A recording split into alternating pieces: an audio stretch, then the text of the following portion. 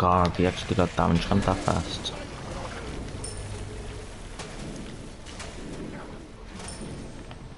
I don't know, I didn't agree with Nico's start. This is what Nico does. He starts as blue, but if I wanted to test it out, I don't think I agree with it though.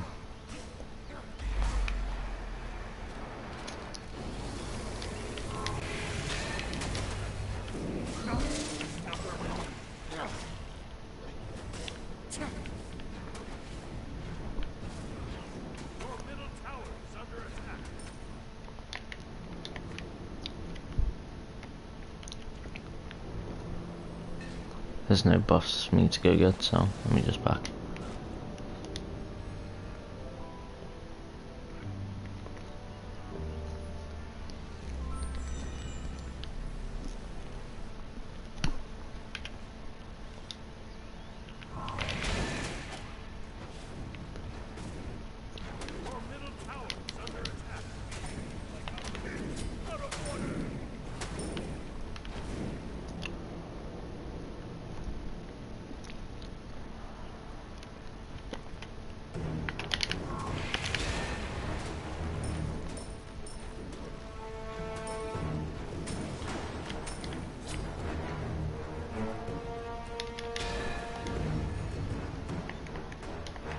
God.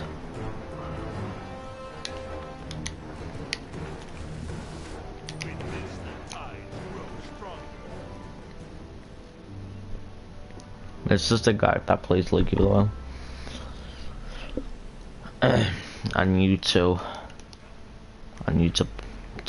ban Loki because I knew it was him, and I knew if I left Loki open, I would have played him, and I don't fuck with that.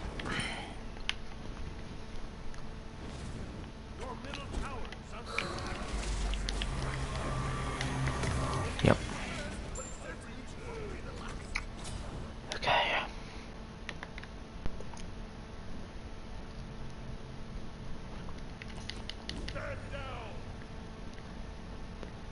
I don't think Poseidon wins this early game. Late game maybe, but not early game. I think with early, like, I don't know. I could have got my ult off there, he would have died, but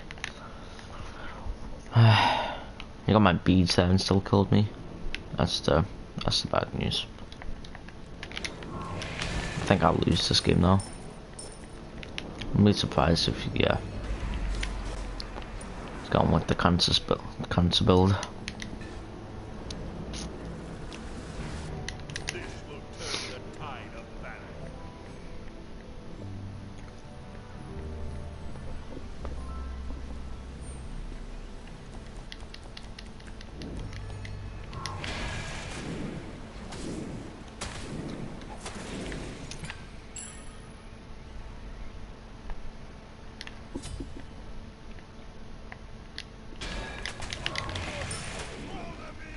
I need to go take us down soon.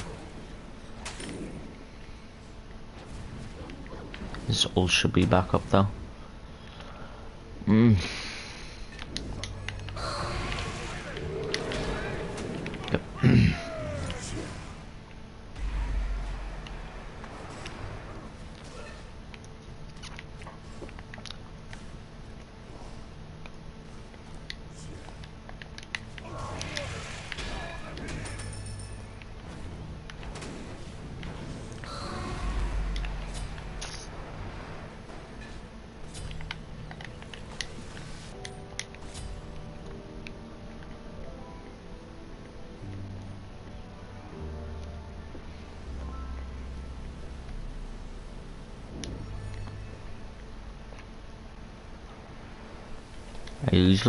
I usually go base up and down against Anubis.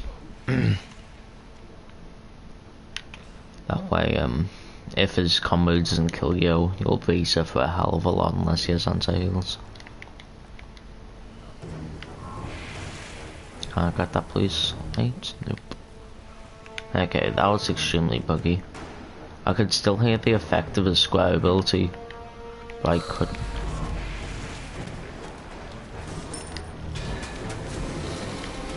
Oh god.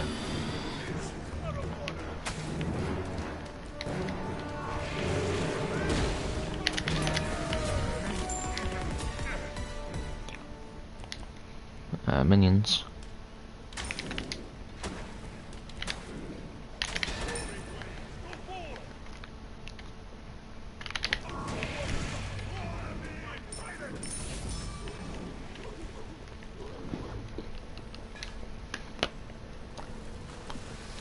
I think late game is though. If he misses a stun late game, I think I do kill him.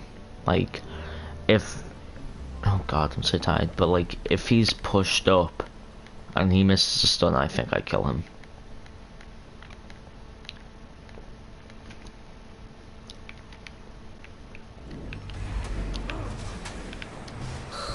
I'm so tired. I can't keep my eyes open. Oh god.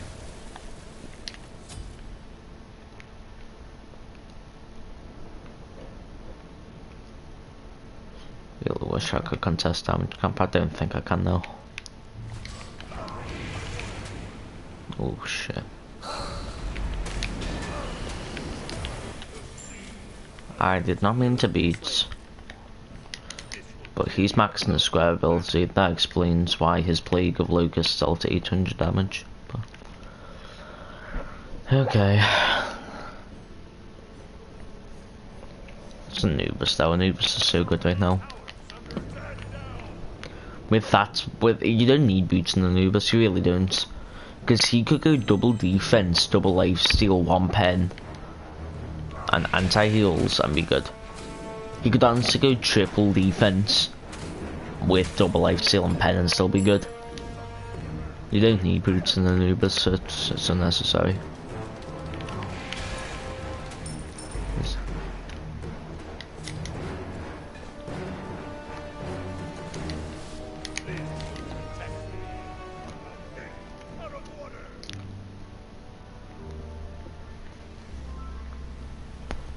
I don't know.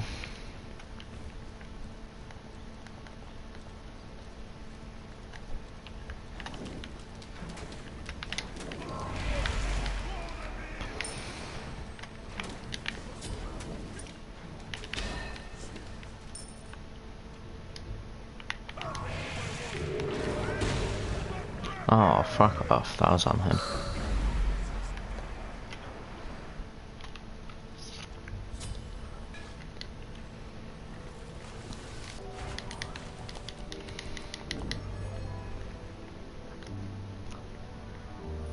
Want him to overgamble him. That's okay. It's annoying. Because he'll make... Oh, fuck off. I'm actually awful at Smite. But, horrific's annoying, but... I don't know if... Yeah, I don't know.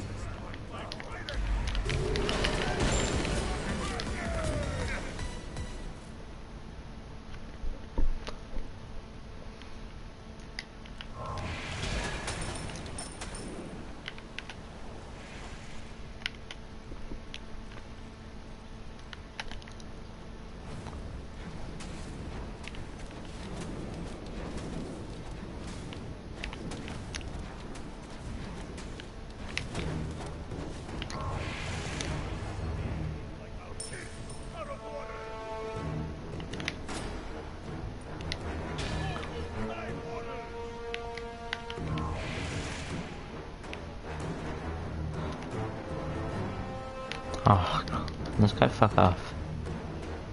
I just missed an entire wave for no reason. I don't think I'd go gem in this matchup. I really want greatness spend. I don't think gem's worth it, if I'm being honest. I think max CDR will be better than slow right now.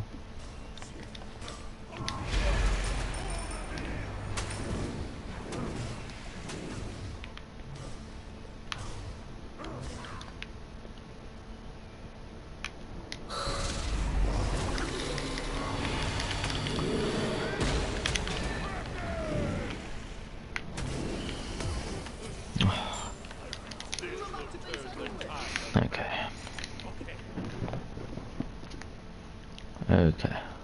Okay. If I had base up during that, if he didn't Aegis, he was dead there. If I had base up, he was dead. If I had beads up, he was like, I just messed up so hard. I don't know why I took that fight, if I'm being honest. There was no winning there. Literally, if that fight happened like 5 seconds later, I'd have been fine. I didn't take a my blue buff.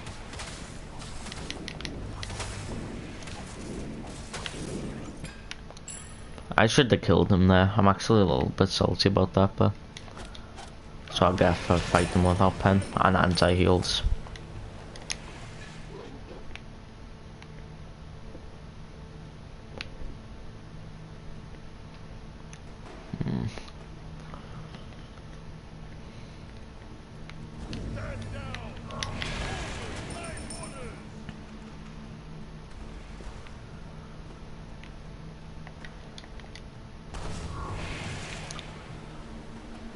Okay, I'm just gonna leave.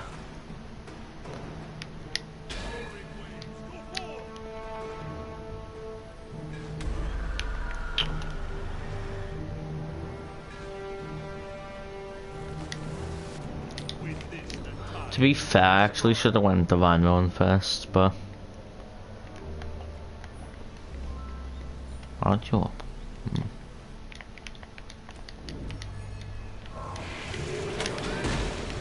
I'm actually awful at times.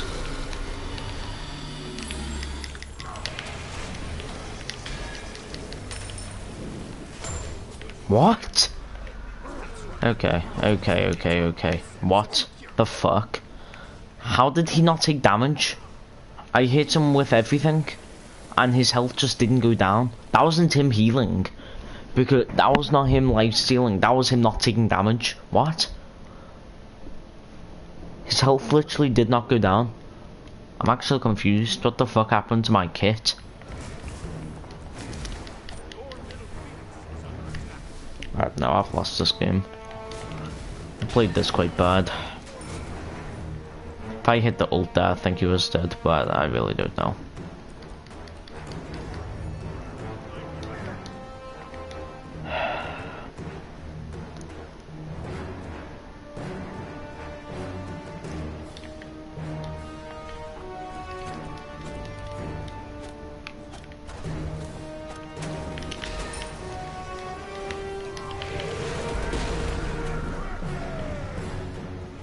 I might 2 or my 1 up there. Maybe.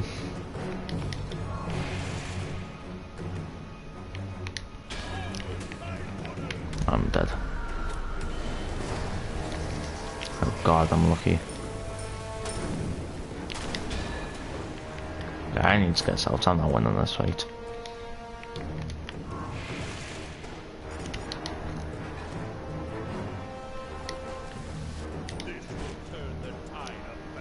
Honestly, as long as I can stealth my Phoenix, I'm okay. I'm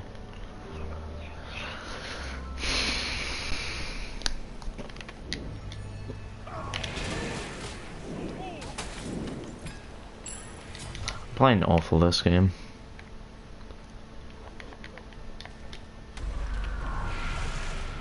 Good news is I do get my Phoenix back up.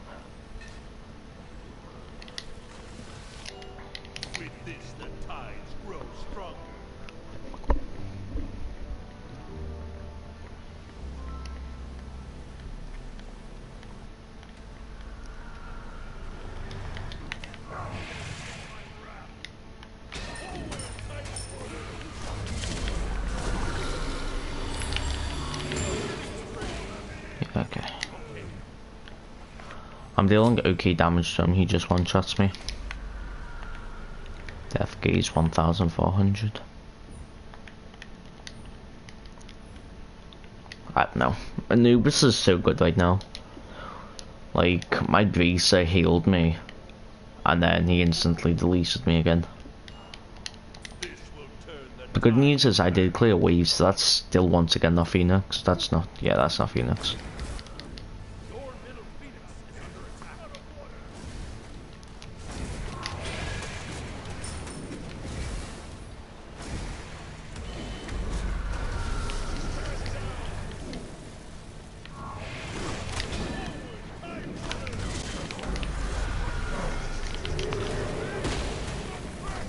Does he have ult again?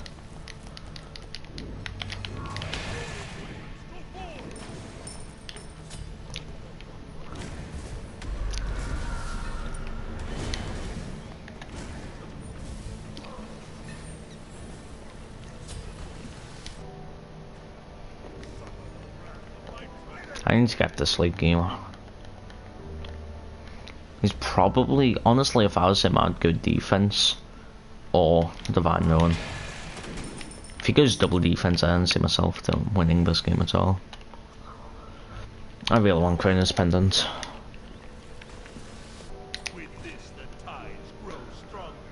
I do think one fight late game wins me the game.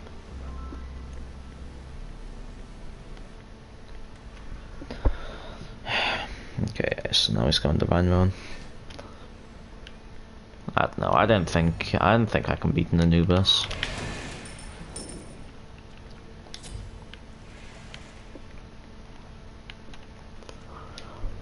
The only way I can kill, like, I'm dealing I'm dealing a lot of damage to him. I really am. It's just if he catches me with a stun, I die.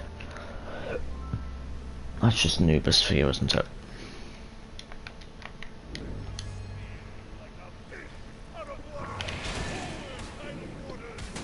I'm scared to pick this buff up.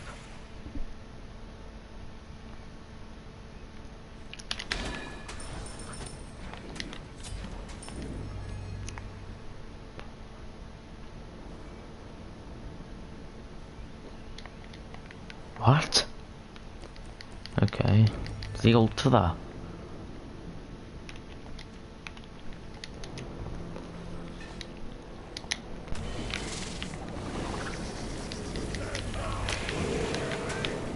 Okay, got. I actually did not go too bad to me. Okay. That heal was fun.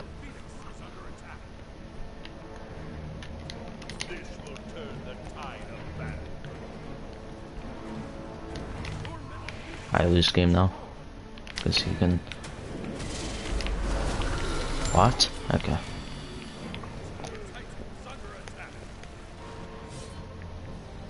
Okay. Okay. Who is a militia? It's everything. And the only way to ensure that there can be a well-regulated militia, meaning a capable militia, is that all citizens have the right, law-abiding citizens, to keep and bear arms. That's what it was designed to do. You are proposing giving the government the very failsafe it's designed against, to protect against a tyrannical government. You're saying, let's give the government the authority to strip people of rights.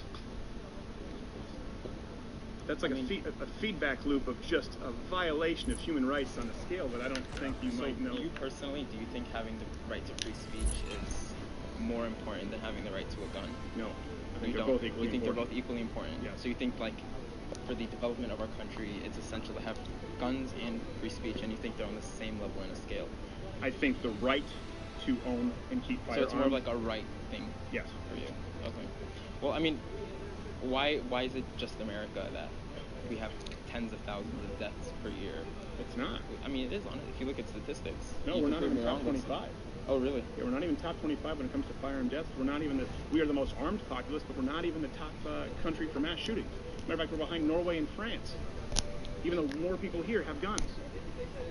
I don't know. I think we're never 28. heard of these statistics before, honestly. I don't know where you get yours from, because all of the ones that I've seen show that America's always topping that list. Okay.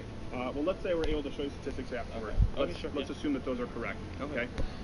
It still can get to the question. Let's assume none of them are correct. What gives you the right, or what gives anyone here the right, to strip someone of their ability to protect themselves?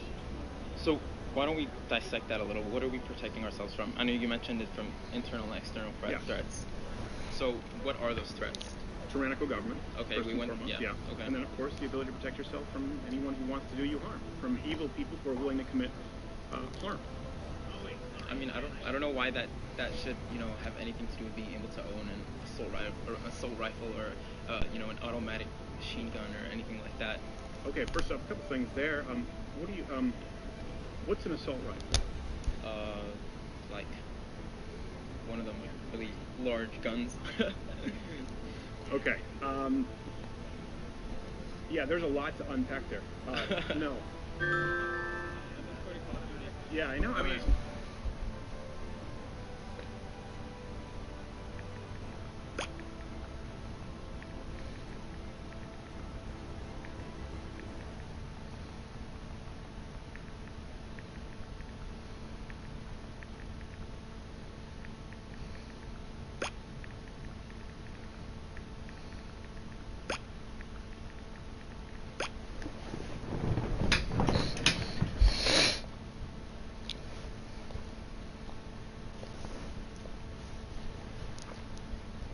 You mentioned if you think, where do you get your news from?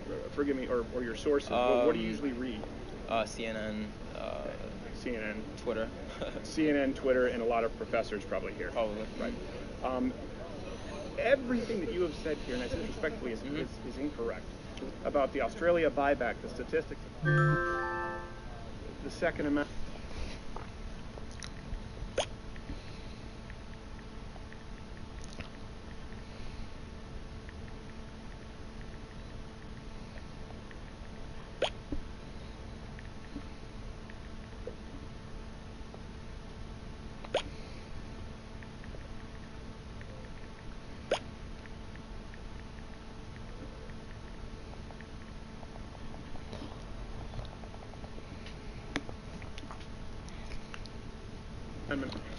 Now about assault rifles and automatic weapons.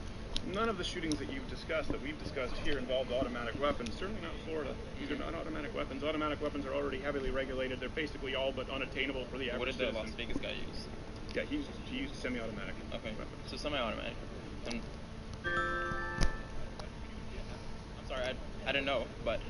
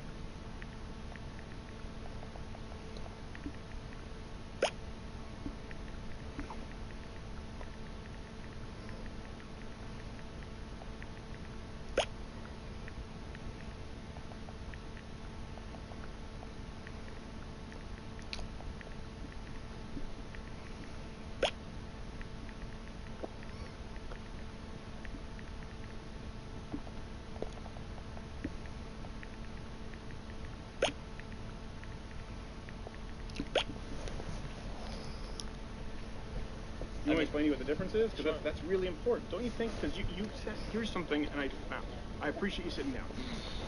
But you sat down here, and you were willing to strip people of their rights. You were willing to say, listen, as time progresses as a country, which I'll get to in a second, will cause countless more muggings, murders, rapes of innocent people. The like you were able to comprehend and didn't take into account.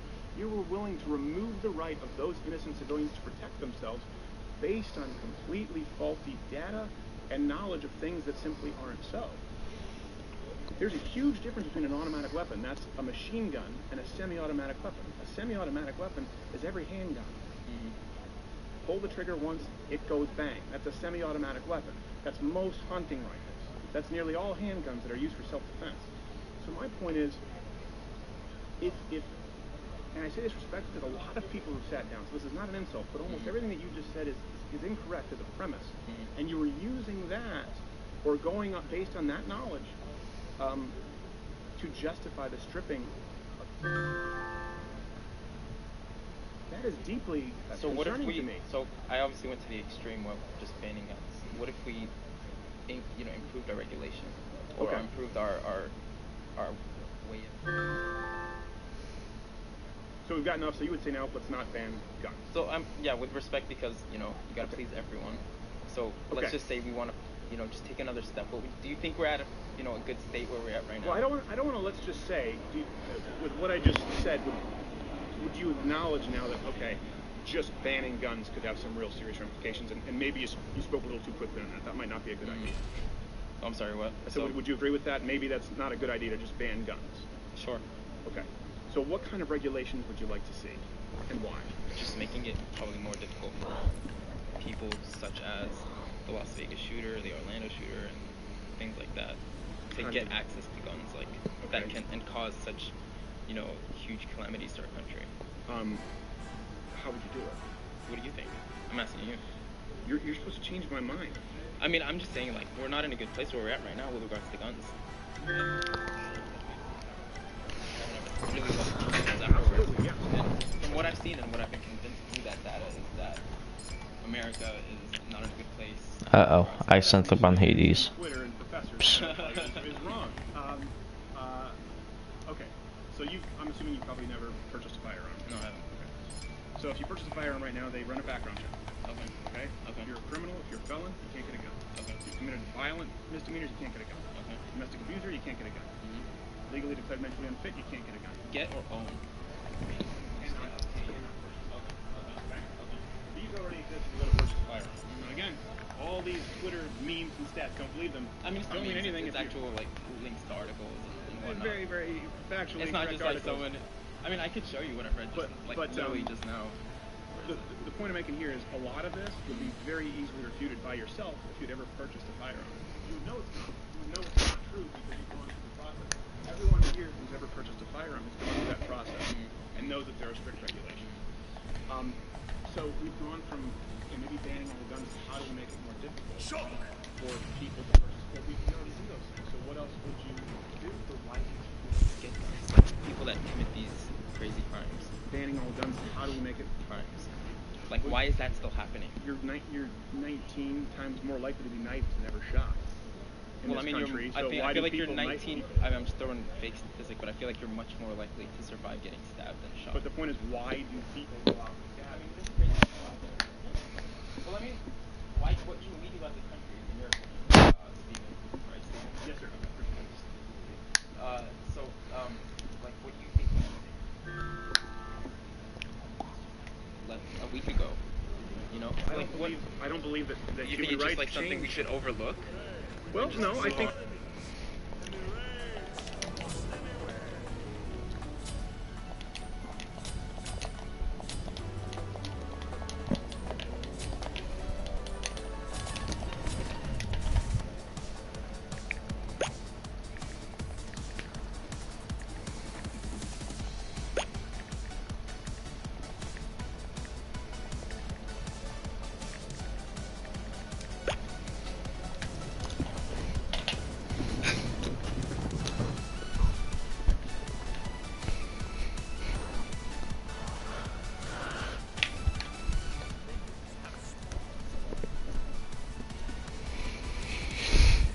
think you've overlooked a lot of data. Okay. I think you've overlooked empirical evidence, and I think you're wanting to pass legislation through an emotive response right now. I appreciate where you're coming from. This guy's a fucking great player. And I would hope that you believe where I'm coming from is an equally empathetic place. It's just a different belief. I believe that you want to save more lives. Okay. Now, what you have proposed to save more lives, you started with literally completely stripping people of guns, which is very interesting. I believe that's what the left wants to do, though, so I appreciate you being honest. Okay, maybe there's some legislation there that we do or don't know what it would look like. I've talked about this quite a bit today. Our goal is to save lives. How many lives are lost? You said we're in a really bad place with guns in our country. We are right now. No, I don't think we're okay. Listen, I think we are. No, I'm not going to say perfect. I think a shooting is an absolute tragedy. Is there room for improvement, or do you think that we're just like at a flat line? There's always room for improvement, certainly. I mean, when you're at 39 inches. My fingers freeze up a lot. I'm getting blue now. I've been out here so long.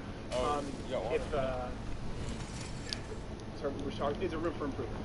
I think the man who had 39 reports, 2 tips to the FBI, blew away a chicken.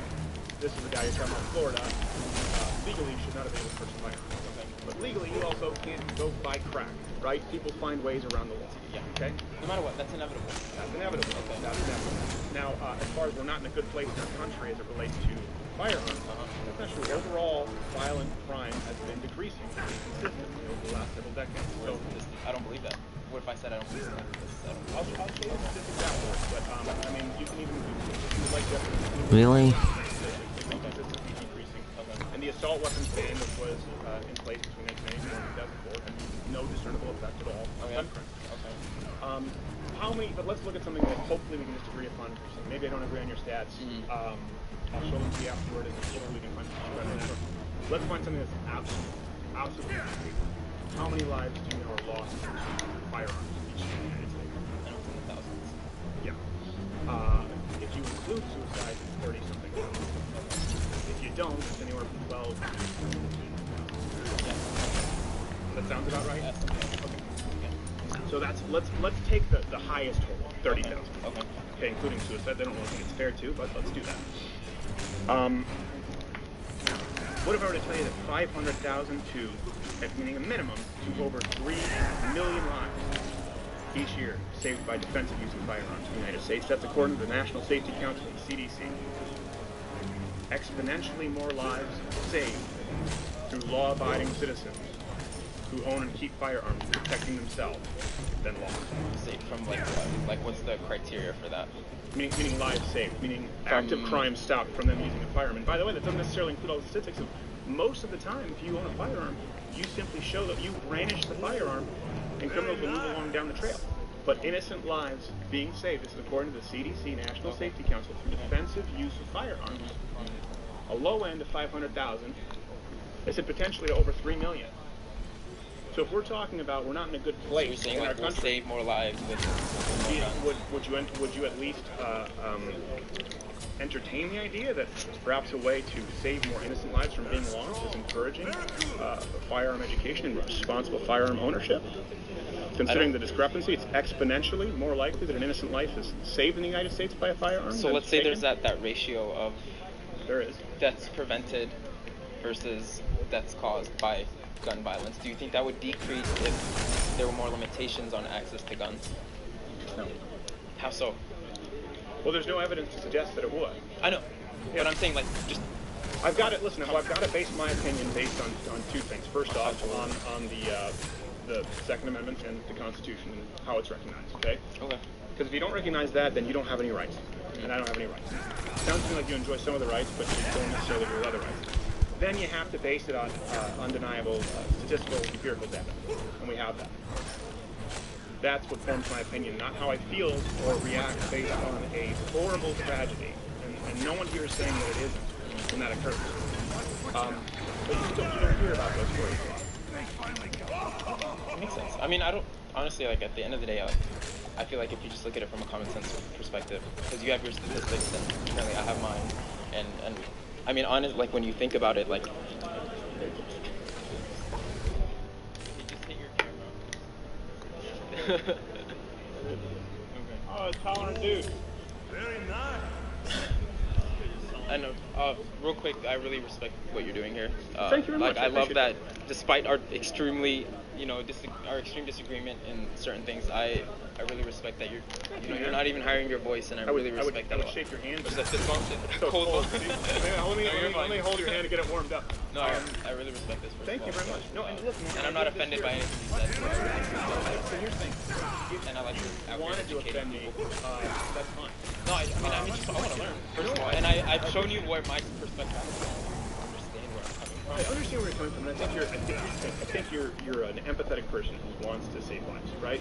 And I'm just trying to tell you that first off, you can't save every life, right? Okay. That's where I believe you're coming from. I don't believe in ascribing a motive. You see this right now at the CNN town hall. Why don't you care about the lives lost? People care about the lives saved. I mean, a good example is we don't hear about. Remember the Sutherland Springs shooting? That was right here in Texas. You know what happened there, right? Does the name Stephen Williford mean anything to you? No. Okay. So I have a show called Lotto Crowd. Okay. Stephen Williford was someone I interviewed on my show. Okay. This is after you remember the Sutherland Springs shooting? I've heard of it. I don't remember Killed exactly. far more people than the one in Florida. Okay. Deadly shooting in Sutherland Springs, just outside of San Antonio, Texas. Okay. Sutherland Springs. Sutherland. Yeah. Okay. Sutherland Springs? Yeah, Sutherland. Sutherland. Sorry, I said Sutherford because it's Stephen Williford. Sorry. Okay, yeah. Okay, so this was a very deadly shooting that occurred at a church. Mm. This was within the last 4 months. Mm. Now, I'm sure you've seen all the press, obviously, after Florida, boycott the NRA, gun control now, the CNN town hall. Stephen Williford is someone we interviewed on our show. Okay? The reason I interviewed him on our show, this lowly little podcast, was because no one else was really even calling him. No one else really wanted to hear his story. Do you know who Stephen Williford is? He's the man who stopped the active shooter with an AR-15. Okay. It was a man shooting up a church. An evil man shooting up a church. And Stephen Williford, who is a hero, shot him with an AR-15. Stopped him. So media didn't even interview. So I guess, are you saying like everyone should get an AR-15? No, I'm not saying everyone should get an AR-15. But what I am saying is you say you have your facts and you have your data, and then you acknowledge that perhaps you're misinformed on some of these issues. You mentioned CNN. Okay. Why didn't CNN have Stephen Williford? This was a more deadly shooting carried out against a church here in Texas. Stephen Williford, he wasn't some kid who happened to be maybe even a different wing of the school or wasn't even there that day. This was the man who personally stopped the active shooter. You don't even know his name. So that maybe illuminate that there's a bias in today's media that isn't giving you the full story. And if you don't believe me on anything, you can go watch my interview with Stephen Williford, and you can go Google Sutherland Springs shooting and Stephen Williford. It was an unbelievably deadly shooting, and he stopped it with an AR-15. I mean, I still go back to my initial thing, like more guns equals more deaths by gun. Like, you can't tell me that's incorrect. It is incorrect. How? I just I mean, like, no, I mean, I get it. More but lives are saved by firearms. More lives are saved by defensive use of firearms. And there is no statistical data to suggest you started with, let's just get rid of the Second Amendment. I thought he used his fucking axe. I thought he used his axe. I was so sure he used his axe. For you God damn it. you have to do away with the Second Amendment and ban guns. It's not about automatic. It's not about a bump stock. Semi-automatic. Now it's all guns. People either have the right to protect themselves or they don't. Really? I'm actually salty. I heard his axe sound go off, so I was presuming it just fucking missed or something. But no, apparently it hit me. Okay. Chicago, places with California, lots of places with very strict gun laws, some of the most violent gun crime in the country. Okay. I understand. I guess it makes it look that I'm saying that guns don't protect people. Guns are this and that, and like all they bring is harm. But I'm saying that this guy's so good. Like until I look at this, He hits one axe at me and I die. I still like fully believe that more access to guns is going to lead to more psychotic people getting, through the system that we currently have.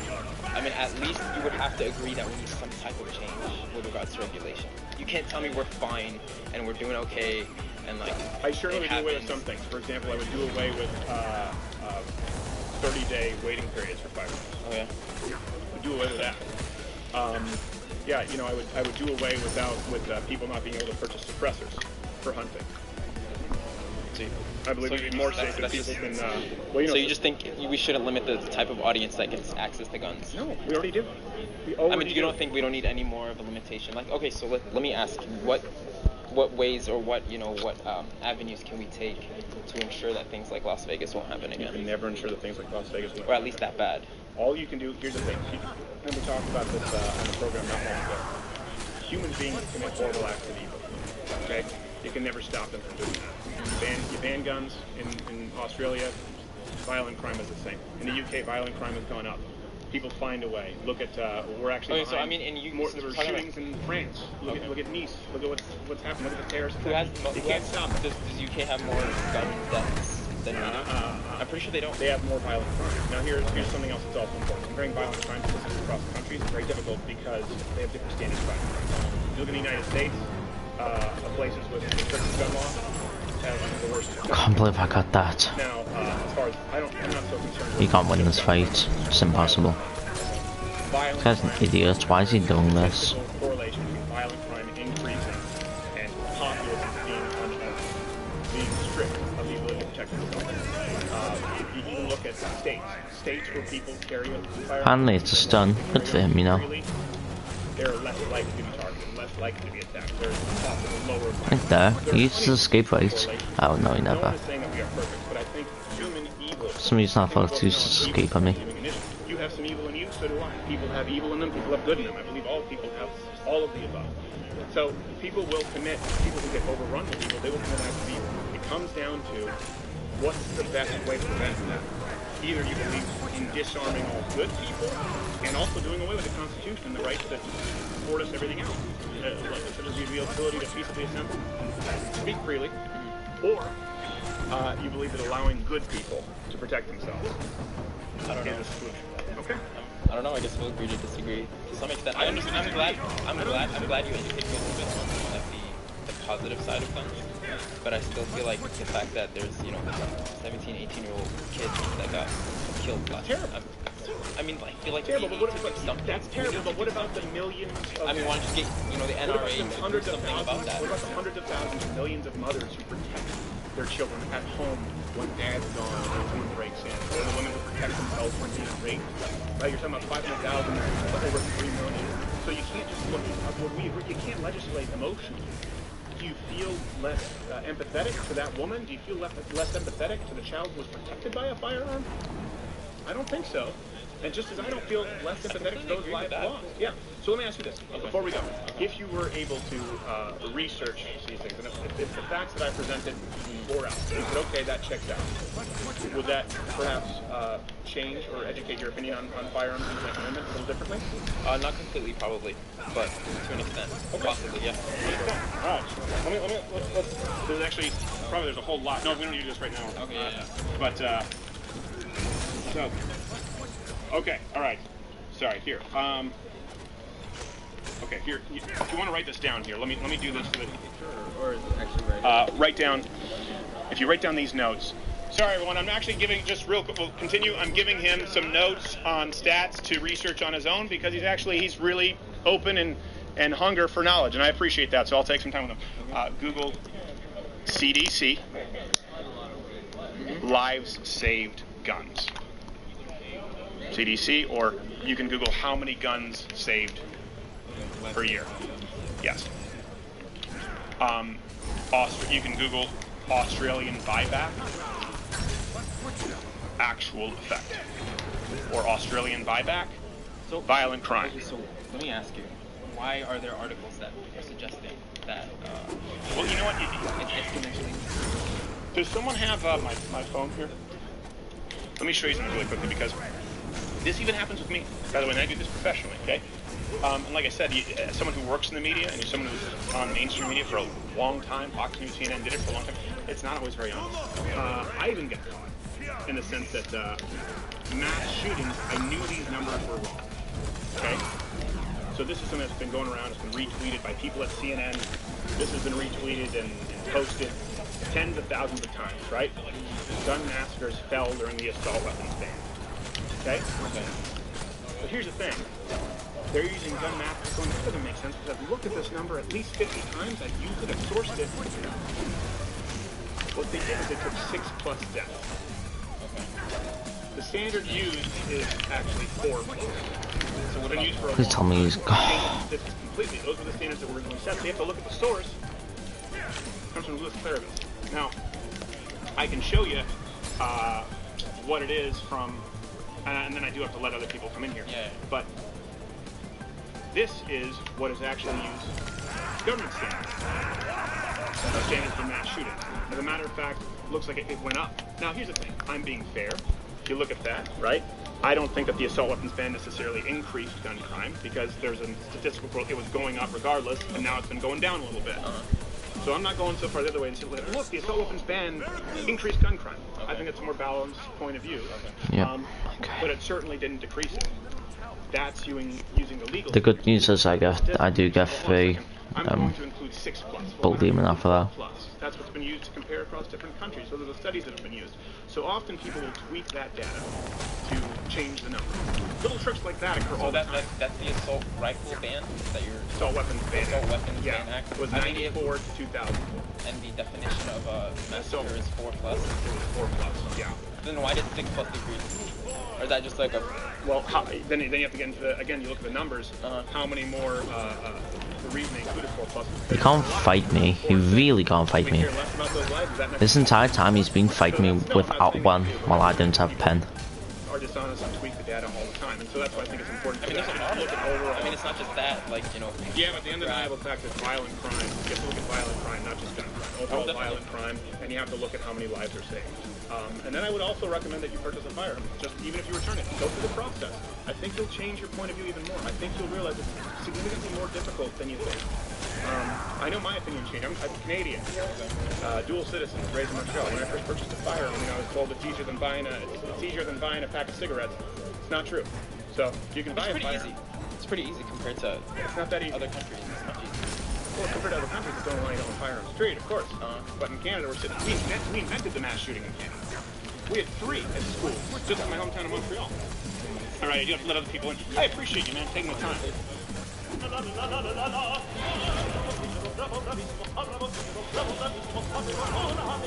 Suspense in every moment. 888 Casino. Play with £88 free. No deposit needed.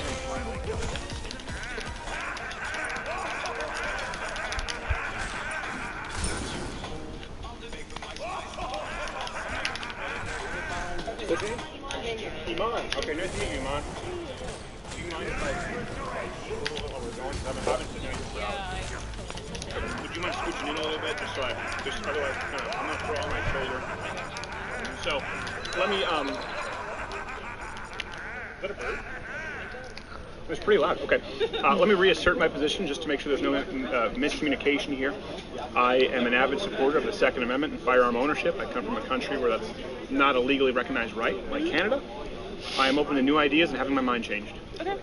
Well, I believe that you have your right to own a gun. Like, that's not a problem. Now, I just think that the ease of accessibility of having a gun is the problem. And, like, this culture that we have surrounding owning a gun is, like, a bit problematic, and that's my position. I think you have a right to own a gun. Okay. But not military-grade, like, things that cause mass shootings. Okay. How would you define military grade? Assault rifles. What's an assault rifle? So, like, AK-47. Okay. Now, why would you differentiate between, say, an AK-47 and a Ruger Mini 31? Like pistols?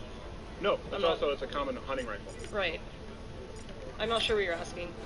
Well, I guess I'm asking because you're the one who's proposing, I assume, a ban on military standard. You just use the term assault rifle? Right. We don't need to have them, like, among citizens. I suppose people who have military training could have those because they're under jurisdiction, they've been trained, they've had background checks, etc. But regular citizens, such as a 19-year-old boy, it doesn't make sense that he had that gun legally. Sorry. A couple things. You do have to go through a background check to legally purchase a firearm. It's not exclusive to the military. And again, I think it's important for you to define what military spec would be. So you mean things like AR-15? Yes. Okay. I forgot the name. Oh, Sorry, okay, apologize. An AR-15 is not a military rifle. Okay. They use M16s. An AR-15 is not an automatic weapon. So I think it's important when people are proposing gun control legislation it's important for me to understand what it is that you're proposing. Right. So when you say X guns shouldn't be in the hands of citizens, I would really like to, just so I'm not misrepresenting your point of view, and so I can know whether I appropriately agree or not, what kind of firearms specifically would you remove from law-abiding citizens, or bar them from in-house? So AR-15, right? What kind of gun is that? An AR-15 is a rifle. Right. So I would believe that semi-automatic rifle. Right. Semi-automatics would be something that don't need to be in the hands of citizens. Okay. So no handguns.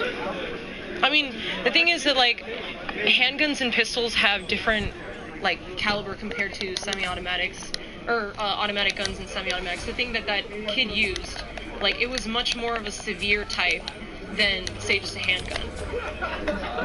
No? Let me ask, are you aware of what differentiation is between automatic and semi-automatic? No. And by the way, I'm not trying to be a smart ass in this at all, but a lot of people have sat down and said this, and they don't know. And that's, honestly, because of disservice from the media in deliberately conflating. So, a fully automatic weapon, machine gun would be, pull the trigger, it keeps firing until the magazine is empty. A semi-automatic would include all pistols. It's pull the trigger once, a bullet comes out. Bang, bang, bang. Right. That's most hunting rifles. So that's why I say, the AR-15, by the way, uses a caliber of .223, which is really a glorified varmint caliber. It's actually not the most powerful caliber out there. It's not even close. Most hunting rifles that people use to take down deer are actually significantly more powerful, as well as being semi-automatic. Okay. The vast majority of mass shootings are carried out not using rifles at all, just using run-of-the-mill handguns, which happen to be semi-automatic.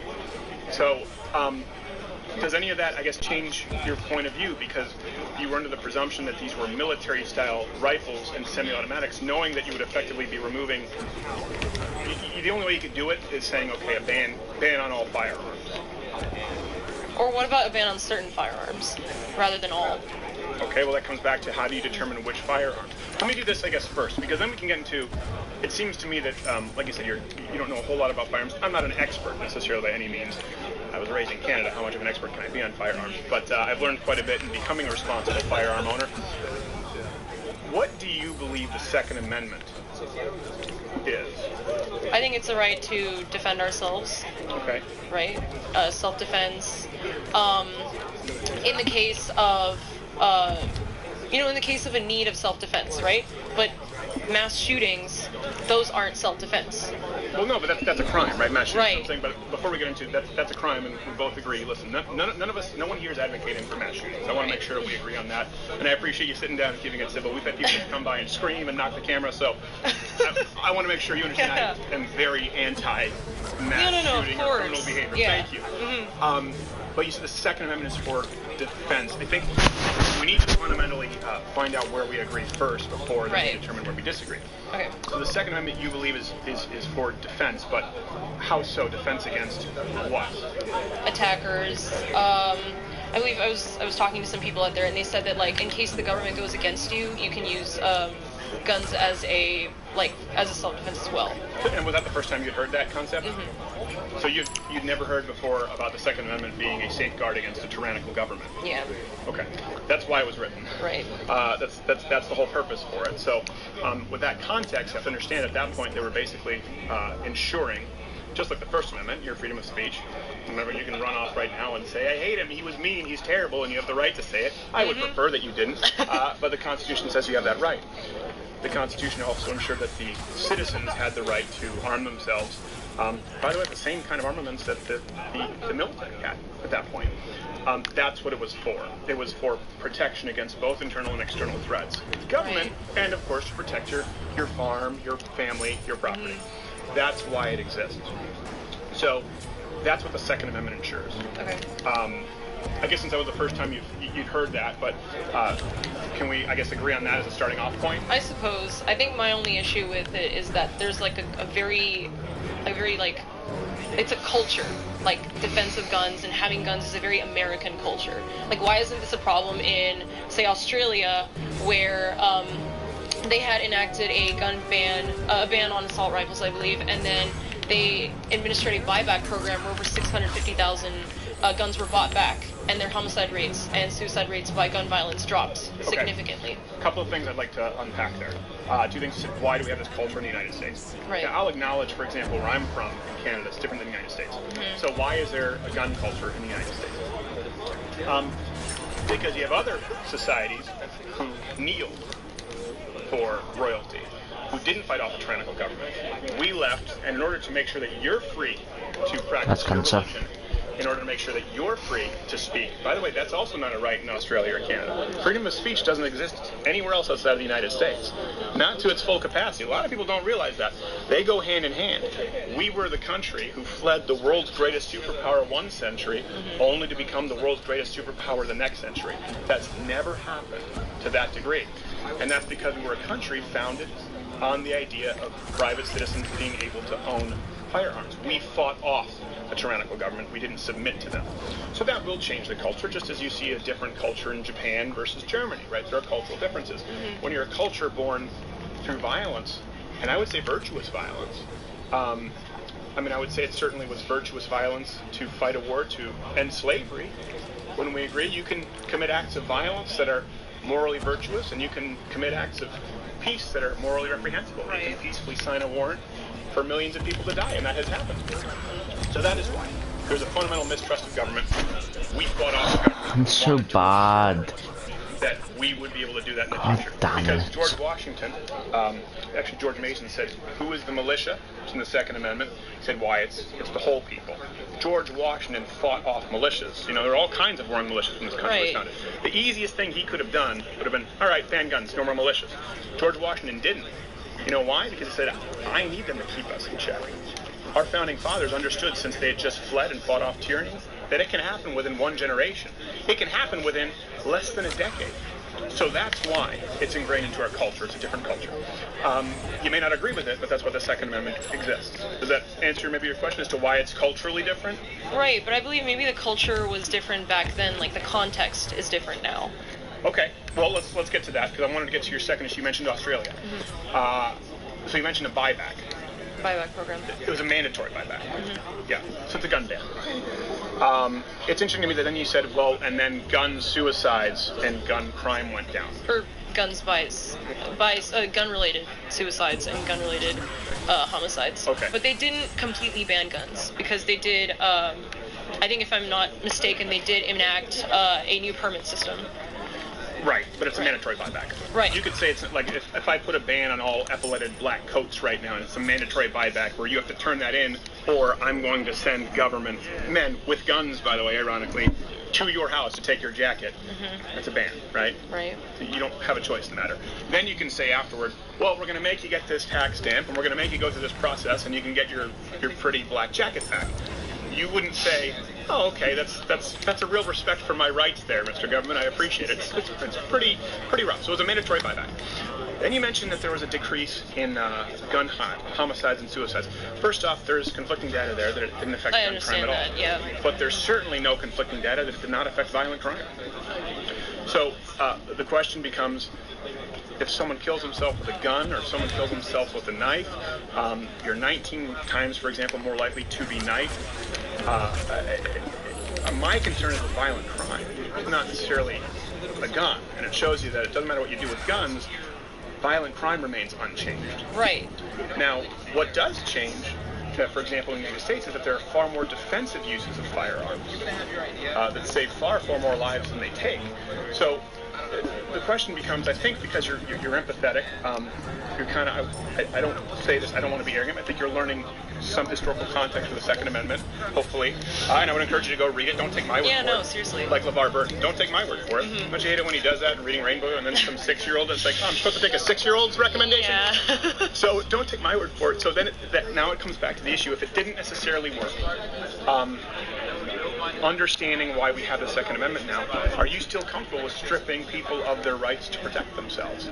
I don't think that's the issue with, like, I guess, like, yeah, talking to you, it boils down to, like, this really intense culture around guns and having them, and like the context has changed now, so we're not as afraid of our government turning on us anymore as we were. We're more afraid of mass shootings and people turning on each other. I see. I think that's very misguided. Why?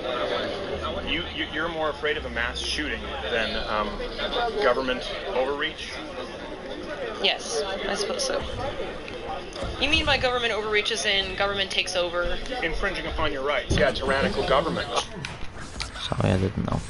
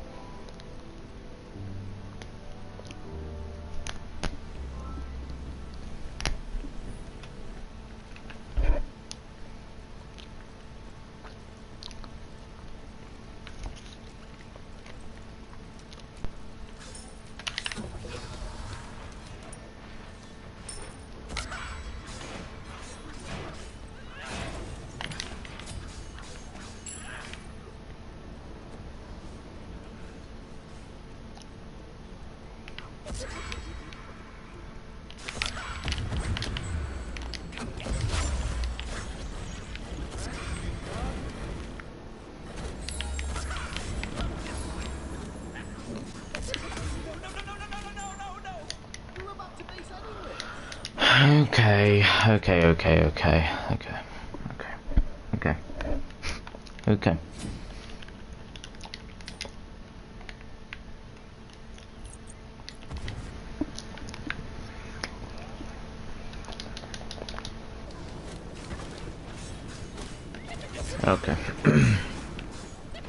Okay. I wasn't lucky. No. That wasn't lucky at all. Nope. 100% skill.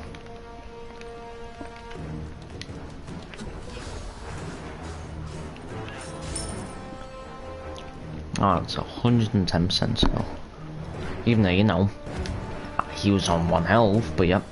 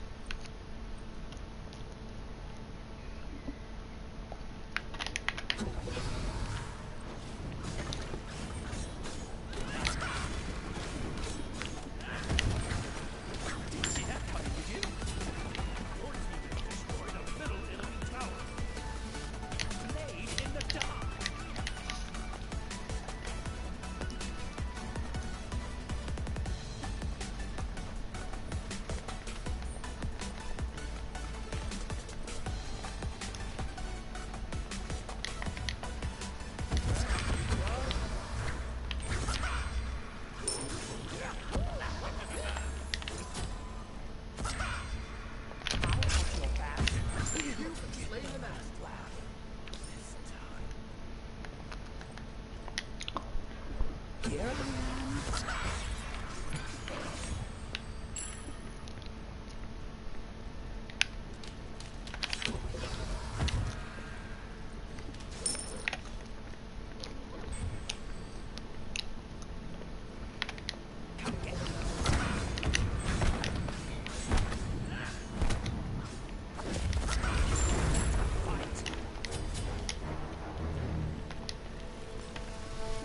one will see this coming.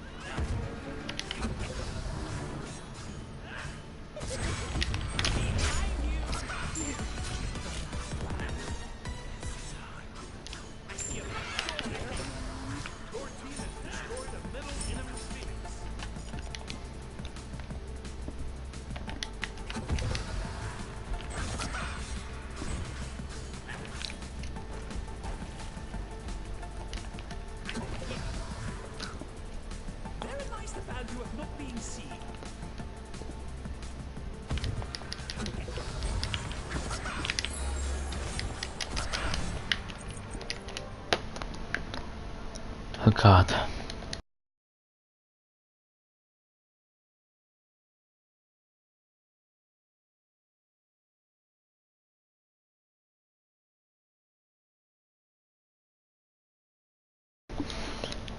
That last fight, I'm proud of it. So literally what I done is I was standing still. That last fight, I'm proud of it. Oh god, that's so loud. Last fight though, I was standing still spam laughing. And then he ulted me. I invised as he ulted, so it didn't work. It just like he ulted nothing. I full committed to Bull Demon. Oh god. Oh god. Went from gold 1 to plateau. Now I full committed to Bull Demon, and then if he contested, I would have just ulted him and killed him. But I think contesting was the best play, because that way I could just full commit to his Phoenix. He went invis upon my decoy on myself. He went in on me. I went invis and one shot him. Because I still had the ult, and now he never.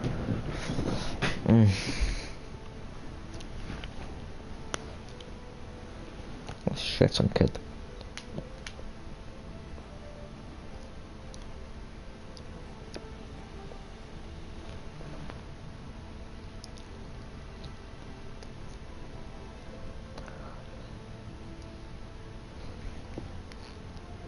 Number 2, community, which was birthed from intersectional feminism. It amplified. The goal of transgender hormone replacement therapy is to get women into the normal range of males.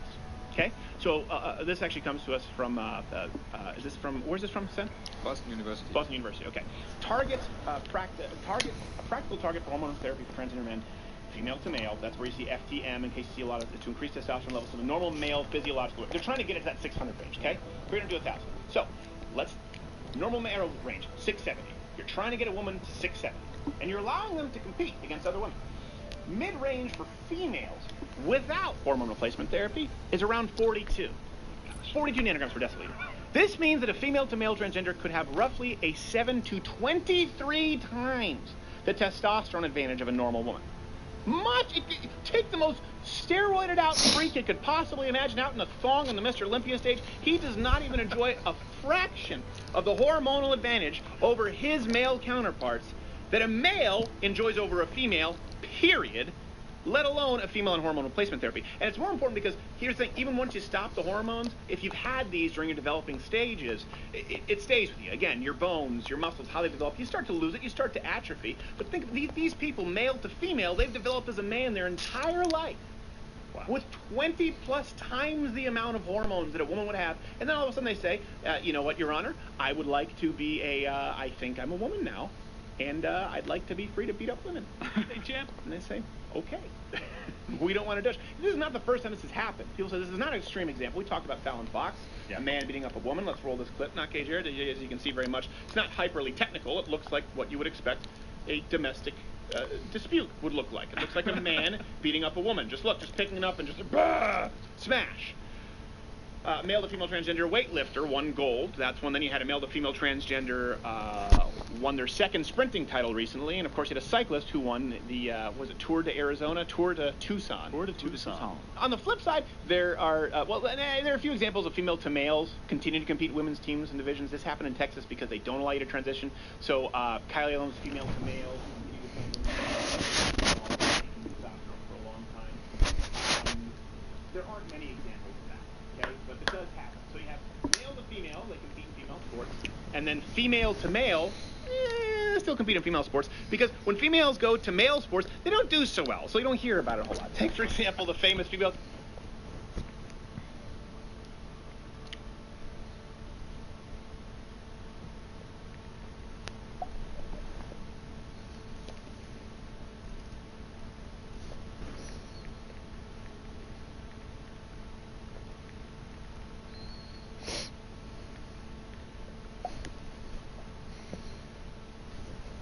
female to male transgender, I think it was a Chris Mazzi, the duathlete, was worried about competing because of these anti-trans laws. Nah, you placed 37th. So the laws weren't what mattered so much. There's Trailer Baylor, world-renowned female-to-male transgender swimmer, ranked 83rd at the most recent. So it's not so much the... You create a racism of soft expectations, and there is no way, first off, this questionnaire could possibly create any consistency. It is guaranteed to create more racism.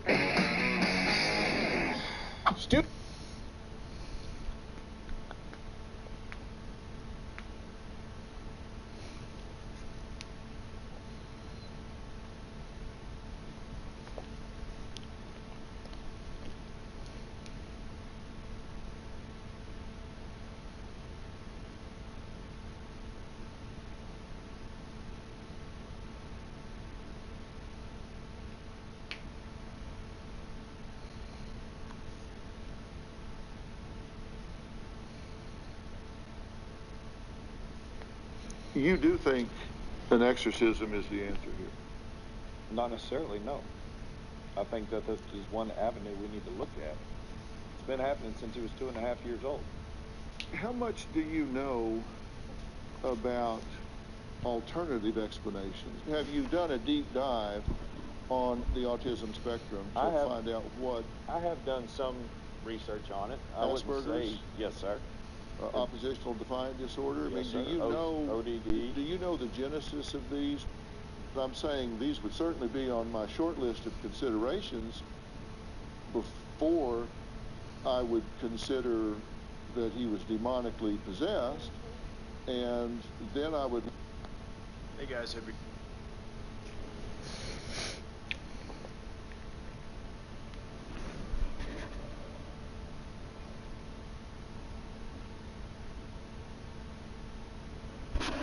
Hello everyone, this is Get Hurt.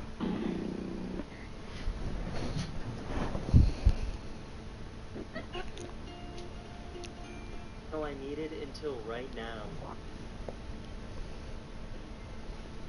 Hello everyone, this is your... Actually water! And the rocks bounce on the water.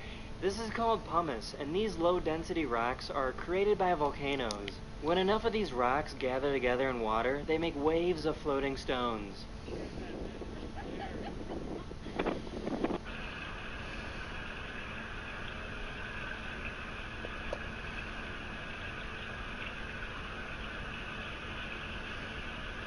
This is why it takes 10 years to get anything done.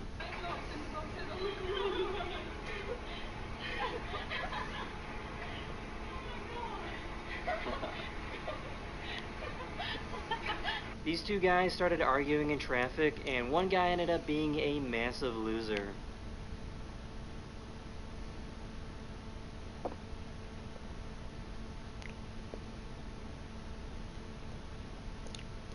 This is pretty interesting because I've never seen a machine that sells individual cigarettes. That's awesome.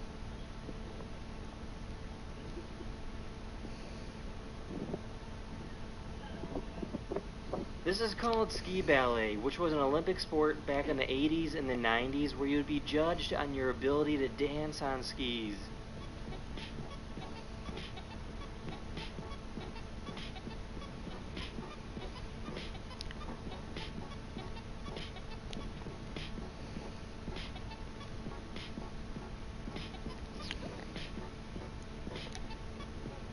Where do you guys think all these people are going?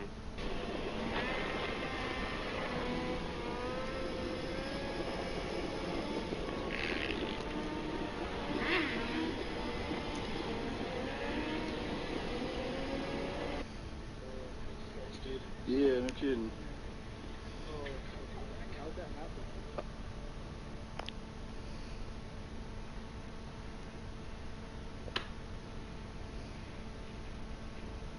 This is some incredible origami skill.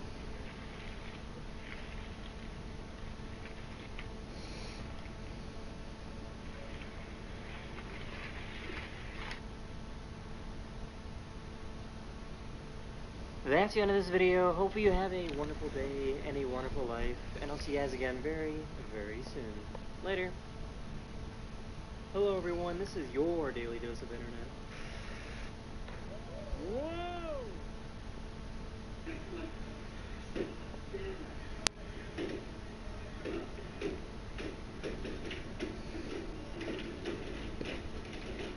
super long suspension bridge. Hello everyone, this is your daily dose of internet.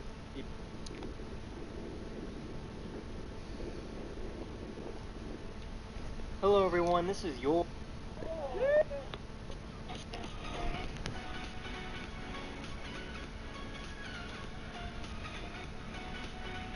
This is how ants survive floods. They link together to form their own little island of surface tension.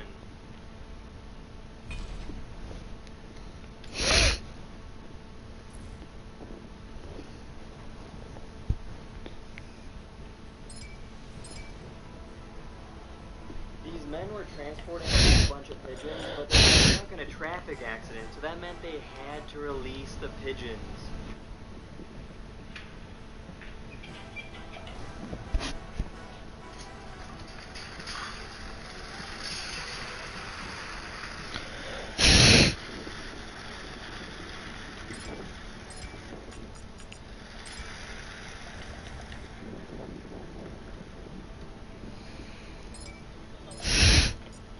Cat is sleeping, but it looks like it got knocked out in a boxing match.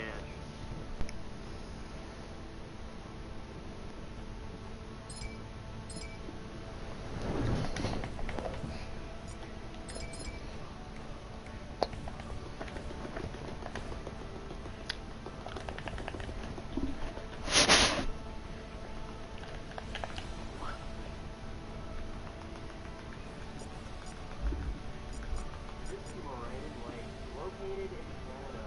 The reason why the water is so blue is because of something called rock flour. Rock flour is pretty much the dust that results from erosion, and that dust falls into the lake, giving it that blue color. We're right here on this. Look at how nice this is. What do you think, people? This is nice. Those are glaciers up there. That is the end of this video. Hopefully it made your day just a little better. Talk to you guys again. Later.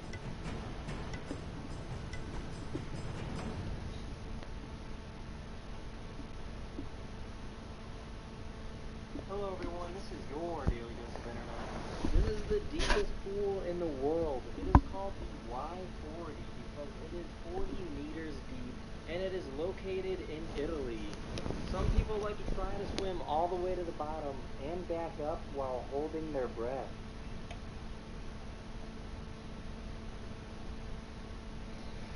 Hello everyone, this is your daily... Hey everyone.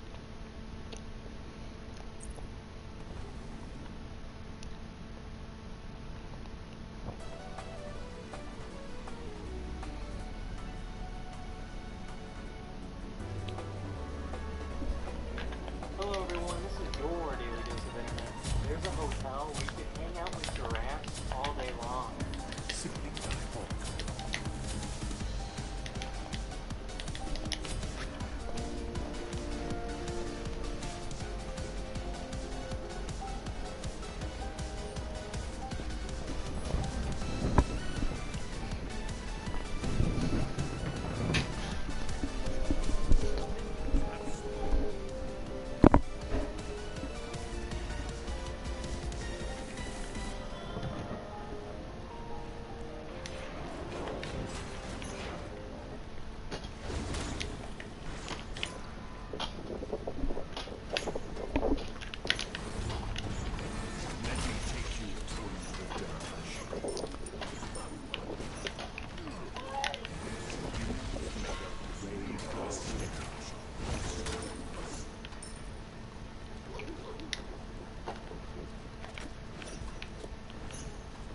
Here's what it's like to drive in an ambulance during an emergency.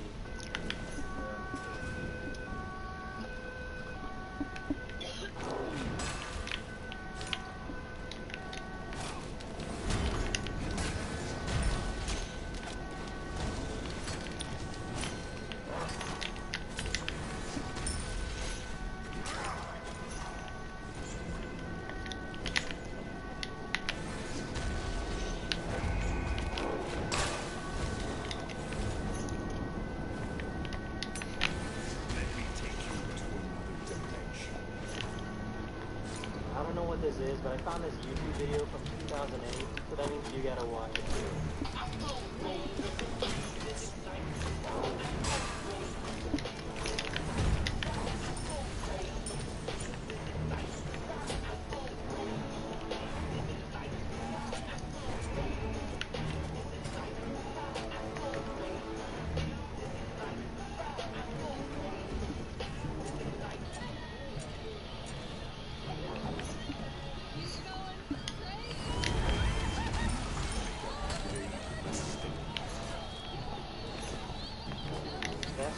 video. Hopefully you enjoyed.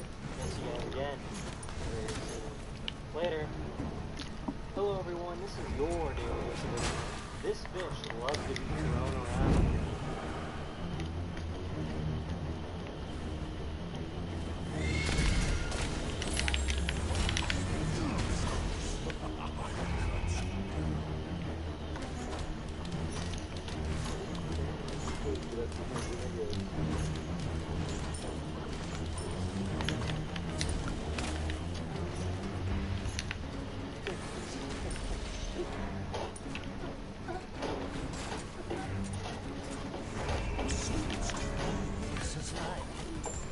This guy just broke the record for the most pints of beer carried at one time. Take you to another dimension.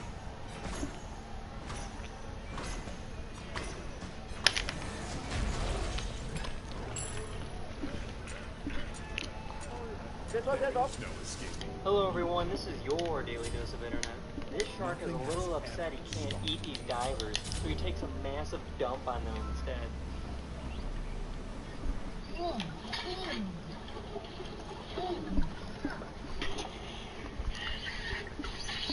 I know I said this last time, but this video is why the internet was invented.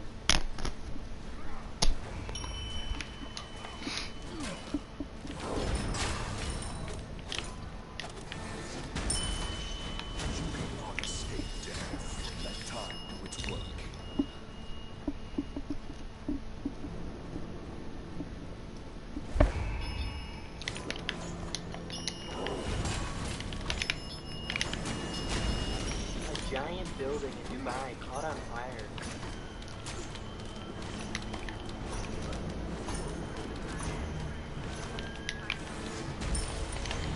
Run away, little dogs. Run away. This dog saved a baby deer from drowning. Storm is saving this baby deer right this minute. Good boy, Storm. Good boy, Storm. Good boy. Good boy, Storm. Good boy, Storm. Storm! Even Storm! Storm! Storm, it's okay. Storm, leave him, okay? Good boy, Storm. That's all for today's video. Hopefully you enjoyed, and I'll see you guys again very soon. Later.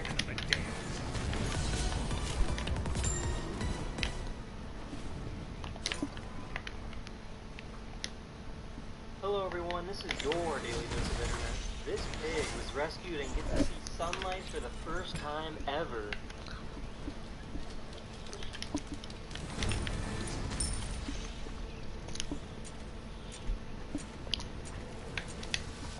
Some will tell you time heals all wounds.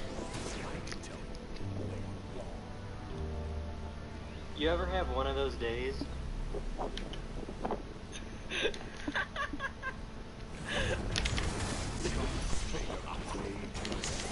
It's so hot out, this bird is dying of dehydration, but this person saves it with water. Another dimension. Your middle tower is under attack.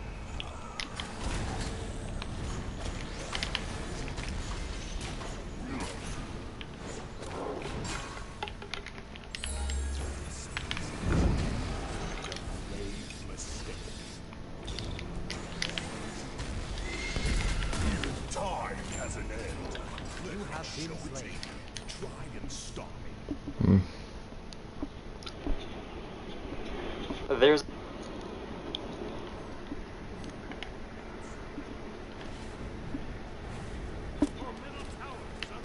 There's a toy that tries to copy whatever your baby says.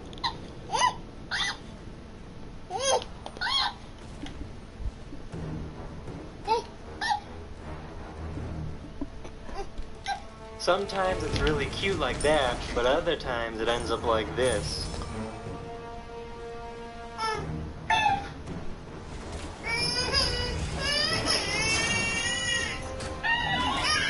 These guys trying to buy alcohol looks like something straight out of a cartoon.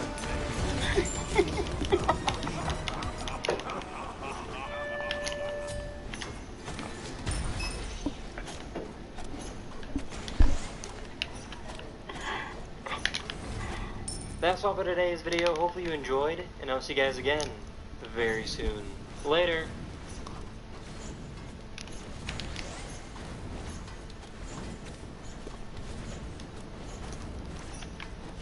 Hello everyone, this is your Daily Dose of Internet. This incredible footage was recorded by an expert in killer whales. He has been studying killer whales for over 20 years, and he told me this is the first time he has ever seen 300 orcas in one location. Pierre told me the reason why there were so many whales in one place is because they were attacking a massive school of fish. I have never ever seen anything like this!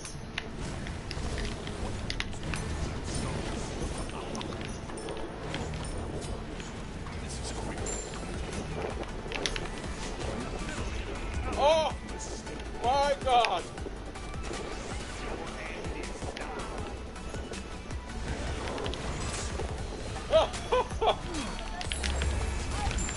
Here's a helicopter doing a backflip. At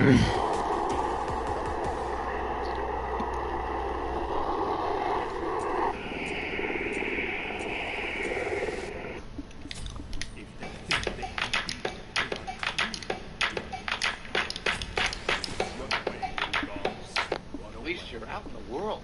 You must meet a lot of girls. Barry, is that why you left the beehive? To meet lady bees? Because I hate to break it to you, but you already have. Hey, those are pollen jocks. Wow. What do you think, Buzzy boy? Are you bee enough? I'm not talking about those ones right there. I'm talking about those ones. Worker bees that go out and gather pollen, what you know as the pollen jocks. Yeah, they're all female. Female.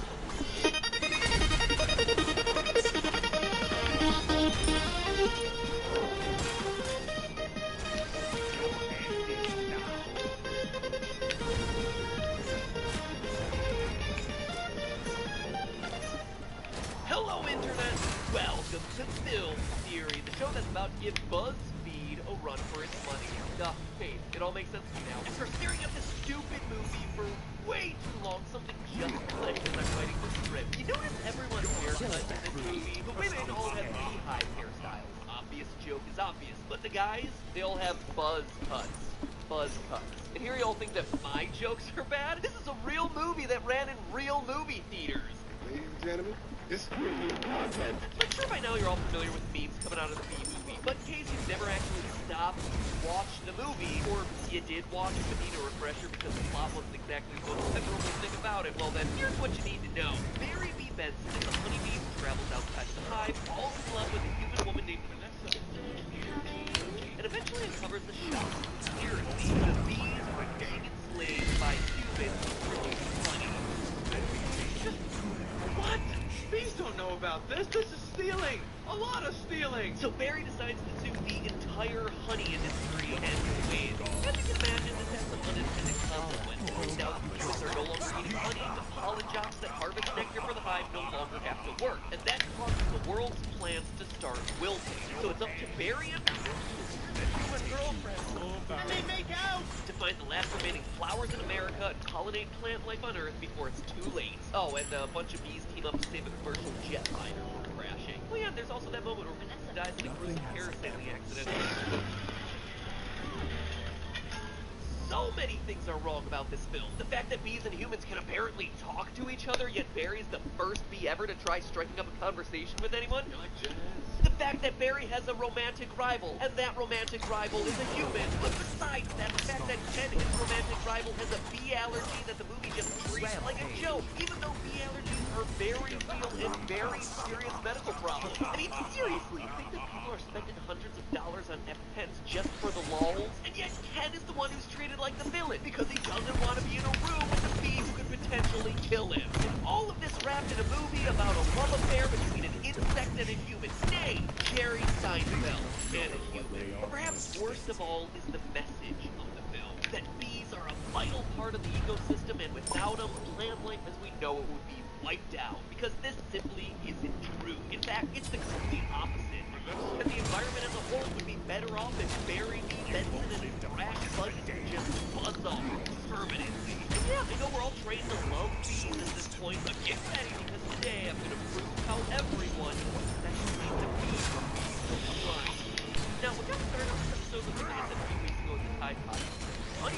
populations are on the rise for like the first time ever, and I shared that as a positive news story, but after I finished that episode, it got me reading.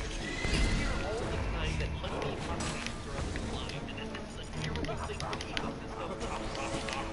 I was honestly surprised by what I found. First, honeybees aren't actually native to North America. They're an invasive species that was first introduced back in 1622 when European settlers brought them over.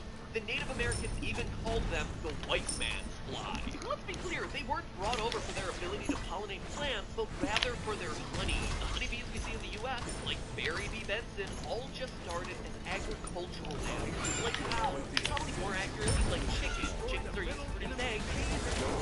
Honey. It actually took another 200 years before honeybees were brought over to California during the gold rush in 1853. And of course, in all of that time, it's not like the North American continent was like some desolate desert. Plant life was thriving in the Americas for thousands of years before European settlers showed up with their fancy beehives. So how is that possible? Is everything we've been told about honeybees being an essential part of the ecosystem and a vital part of the reproductive life cycle of flowers wrong? Well, yeah.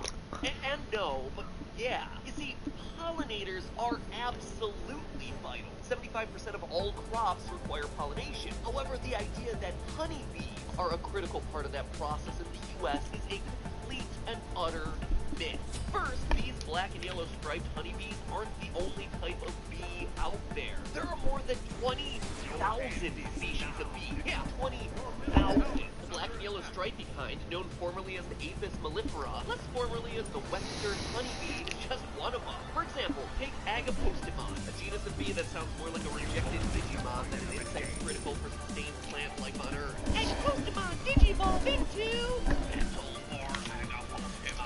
These insects don't make honey, and they look nothing like Barry B. Benson or the bees that we're all familiar with, but these little green guys are bees nonetheless. They're known as sweat bees. Unlike honeybees, which get their nutrients by making honey from the nectar of flowers, bees feed from the sweat of mammals. And yeah, when I say mammals, that includes humans. So if you've ever found yourself on a hot day swatting at one of these green gray little bugs that enjoy landing on your neck, it might not be a fly or wasp, but a sweat-thirsty bee trying to get a taste of that salty secretion.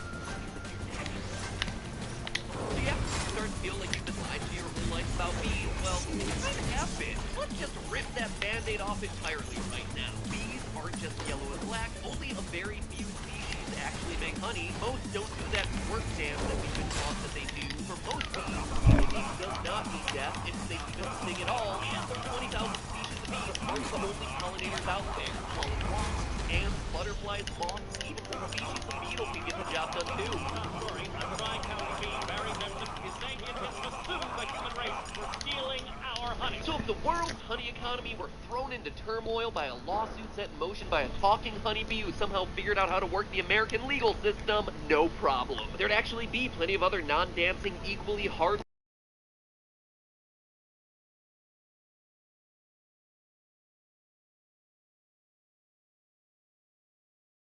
That's right, Barry and the rest of the western honeybees are murderers. But you don't see anyone putting them on trial, at least until today. And you had better believe that this insect uprising needs to be squashed. What I mean is that there are conservationists out there who believe that the environment would be better off without honeybees. Remember how I said honeybees are an invasive species brought in by the colonists? Well, according to Dr. Jonas Gelfman of the University of Cambridge, honeybee hives harm the environment by crowding out all the other local pollinators.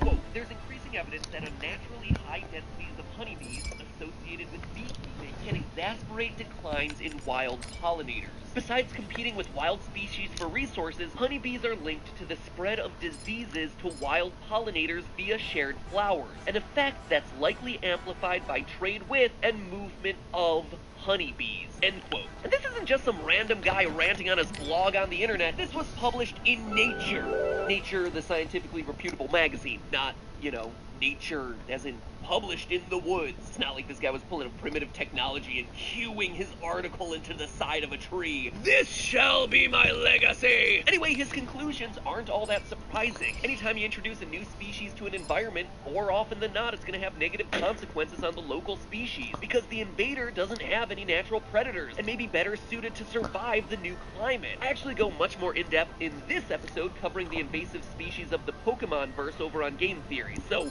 ding that eye icon after the episode to check it out. But when it comes to western honeybees, the data is there. In another Nature article published by First, the authors track the global decline of bumblebees, which, again, to be clear, are different from western honeybees. They also don't make honey, but bumblebees are on the decline, and it's the honeybee diseases spilling over into their populations that are causing it. Quote again, wild pollinators such as bumblebees are in global decline, one cause of which may be a pathogen spillover from managed pollinators like honeybees. The prevalence of deformed wing virus and the exotic parasite Nosema Latin name in honeybees and bumblebees is linked, as honeybees have higher deformed wing virus prevalence and sympatric bumblebees and honeybees are infected by the same DWV strains. Apis, remember that's the Latin name for western honeybees, is the likely source of at least one major emerging infectious disease in wild pollinators. End quote. And they're not the only ones to conclude this. Another study, again looking at the impact honeybees are having on bumblebee populations, concluded the following. Given the available evidence, it's likely the pathogen spillover from commercial bees is contributing to the ongoing decline of wild bumblebees in North America. And that's only one of the ways the honeybees are actually killing off their fellow pollinators. When you look at insects, honeybees are unique because they actually remove nectar from flowers in order to make their honey, while other insects are able to pollinate flowers without stealing the nectar. While that might not seem like that big of a deal, this paper by Diane Thompson at the University of California, Santa Cruz found that the western honeybee's strategy of creating nectar scarcity for other species ensures that the competition produce fewer offspring. Quote a final time, these results provide evidence that Apis competitively suppress a native social bee known to be an important pollinator, with the potential for cascading effects on native plant communities. Bees have never been afraid to change the world. Yeah, change it for the worse, Barry. Sit your bumblebutt down, Seinfeld. I'm not done with you. Because if that wasn't enough, honeybees have one final secret advantage in all of this. They live in protected communities. Unlike other pollinators who have to fend for themselves in the wild, honeybees, because they're agricultural animals, are protected by their farmers, thus giving them a survival advantage. It's a whole heck of a lot easier for an insect species to survive when it gets to live in a safe little box on a farm. Barry seems to think that honeybees are an important part of the environment, but nothing could be further from the truth. When it comes to ecological problems, Barry isn't part of the solution. Okay, let's get this out of the way. This exists, so does this, and apparently so does this, even though it's supposed to premiere this year and I haven't heard anything about a release date yet. Now watch, a premiere date's gonna get announced in the day this video goes up. But most importantly, before any of these, was this. Teen Titans, the original 2003 show that captured a generation of future comic book fans and control freaks, myself included. But through this show full of action and comedy and drama and waffles, there is one mystery that folks have requested we give a hot take on more than a couple of times. And it's concerning the identity of the mysterious, roguish villain, Red X. And I'm not sure how to tell you all this, but halfway through the Season 1 episode Masks, Red X is revealed to be Robin. And even then, the hints throughout the episode were pretty obvious, so I'm not really sure what you want me to cover. I'm sorry? Red X came back after that? And it wasn't Robin in disguise. Huh.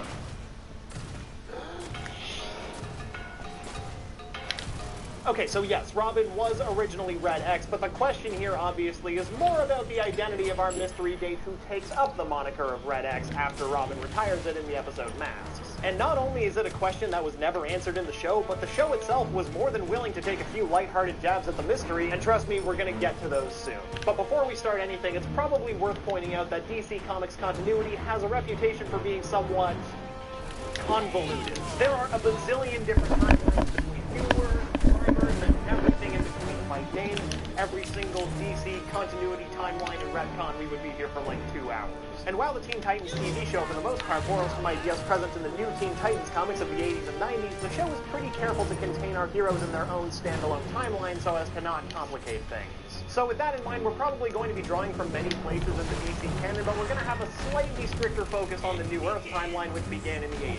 Cool? Cool. So to get into this, let's start with everything that we know about Red X himself, and let's start with the basics. For those of us who need a refresher, Red X shows up in the episode X, having somehow stolen Robin's suit, which was held under Robin's own strict security. From this, we can gather that Red X must be an incredibly adept thief, even without the advantage of things the Red X suit provides, like a teleportation device. We can also tell that he's a physically capable person, since having Robin steal his utility belt in the same episode wasn't much of a hindrance to him. I mean, he leapt off a cliff immediately after that happened, and then he was fine afterwards, so he's probably a tough dude. The other thing about Red X is that he's a morally gray / chaotic neutral type of character. Yes, he is shown among the villains gathered by the Brotherhood of Evil in the episode Homecoming Part 2, but Red X has made it clear that his main interest is in being a thief that only looks after himself. So with these ideas in mind, there are a couple of possibilities toward Red X's identity that are worth mentioning before we get into the meatier stuff. Our first and arguably silliest possibility is that Red X could be a villain that can change their form, like Clayface, who can pretty much impersonate just about anyone. But it's not a very substantial theory because there's literally no evidence other than Clayface has impersonated people before. Besides, the whole point of impersonating people is to fool others into believing that you're someone else. So then what would be the purpose in disguising yourself as someone else, a complete rando, mind you, only to cover your face? Also, Clayface never really appeared in the show, and none of this really adds up, so we're gonna move on. Next up, we have another character who never actually appears in the show otherwise, but in this case, it actually is a little odd, because elsewhere in DC Comics, this character actually does have a pretty huge grudge against the Titans. Grant Wilson, otherwise known as Ravager. In the comics, Grant Wilson is a rogue whose entire mantra basically revolves around swearing to eliminate the Teen Titans since they disrupted his life in a major way during one of their crazy adventures.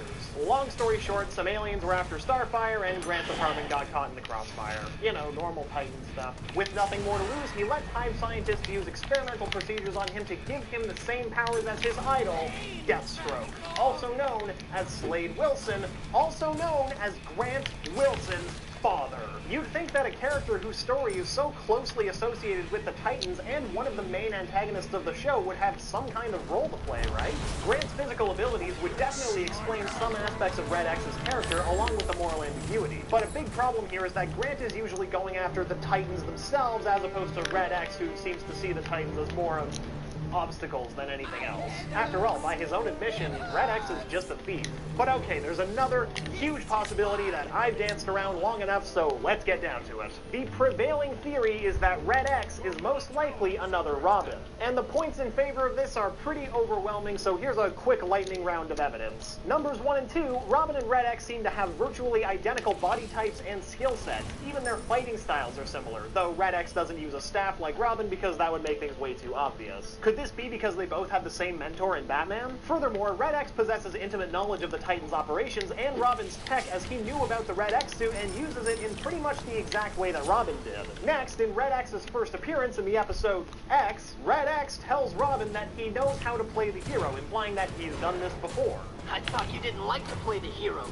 Doesn't mean I don't know how.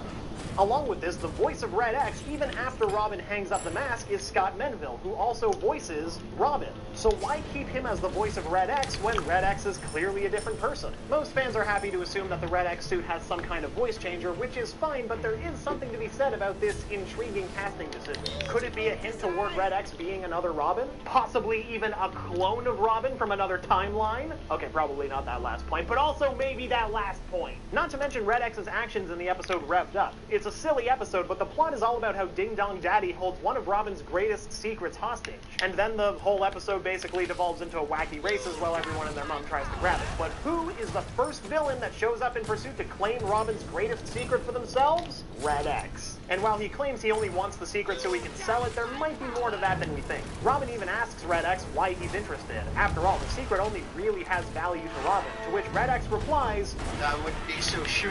Which is a suitably enigmatic word choice. And just as a final minor point, what's Red X's vehicle of choice? A motorcycle, just like Robin's. But then the question becomes, well, which Robin is he? There have been quite a few Robins in the past, so really there are so many... Hello everyone, this is your Daily Dose of Internet. This guy decided to jump off a bridge. No one's there?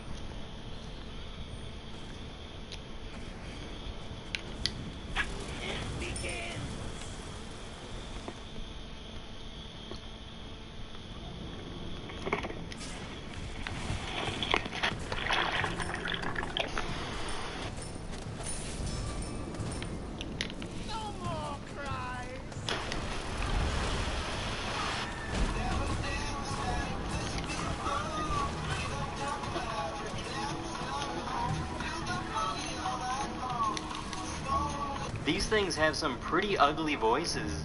You doubt my power. Look at this.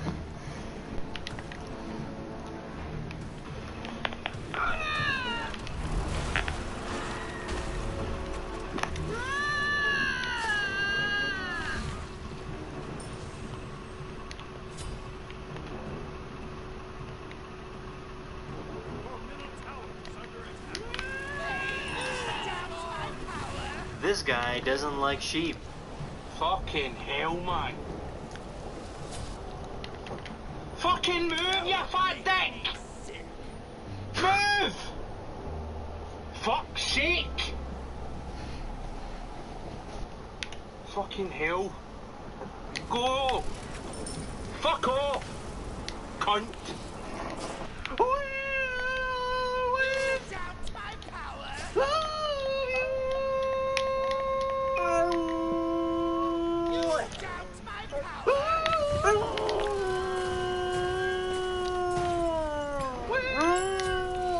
I couldn't find a backstory for this, but things got pretty crazy at Home Depot.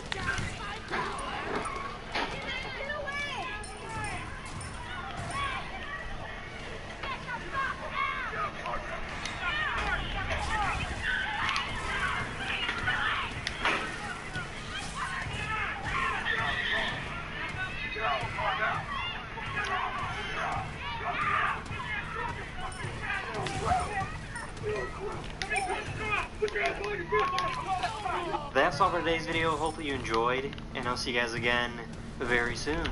Later. Hello everyone, this is your Daily Dose of Internet.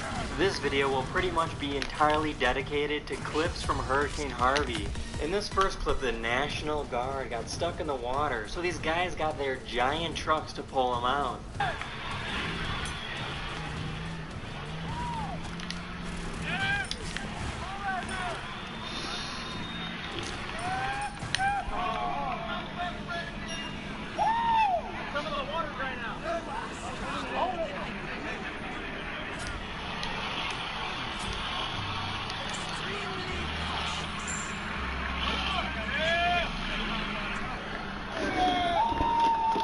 These are all citizens lined up to go help out people in Houston.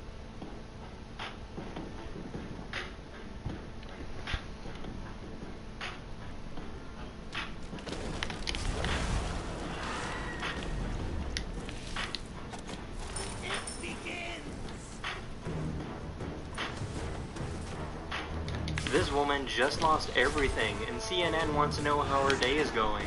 But y'all sit here, y'all trying to interview people during their worst time. Like, that's not the smartest thing to do. Like, people are really breaking down, and y'all sitting here with cameras and microphones trying to ask us what the fuck is wrong with us. I'm so And you sorry, really man. trying to understand it with the microphone still in my face.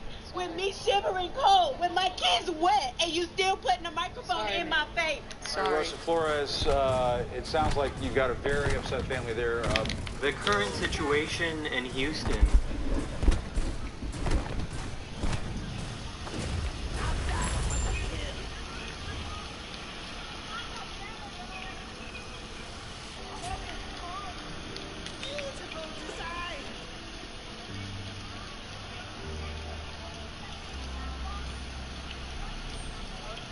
This dog has a drinking problem.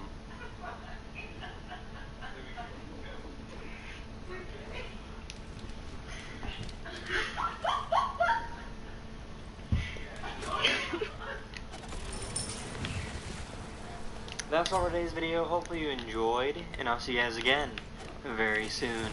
Later.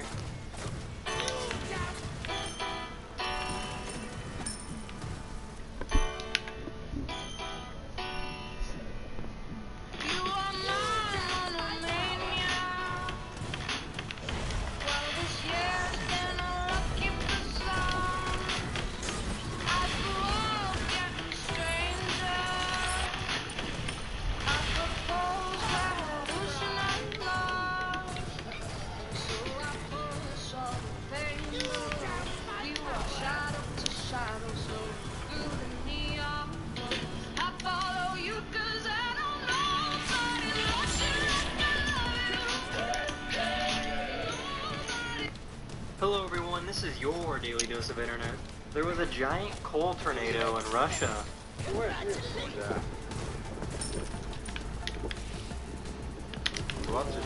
августа.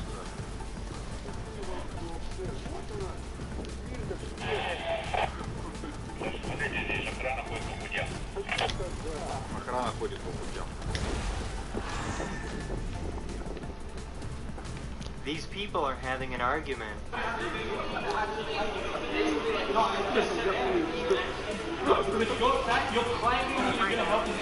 This cat likes to watch this guy do pottery.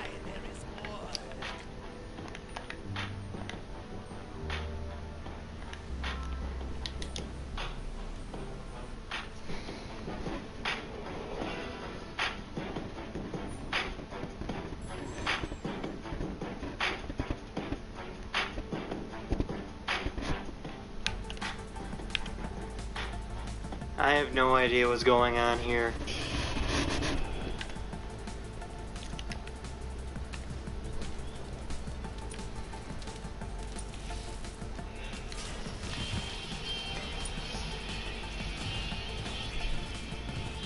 This dog loves waiting for the ice cream man.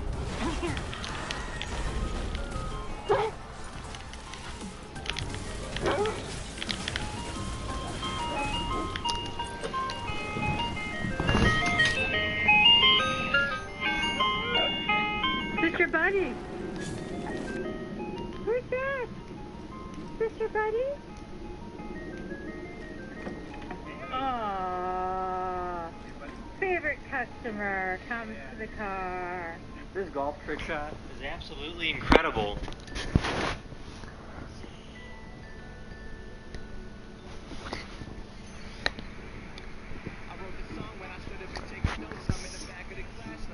That's all for today's video. Hopefully you enjoyed, and I'll see you guys again very soon. Later.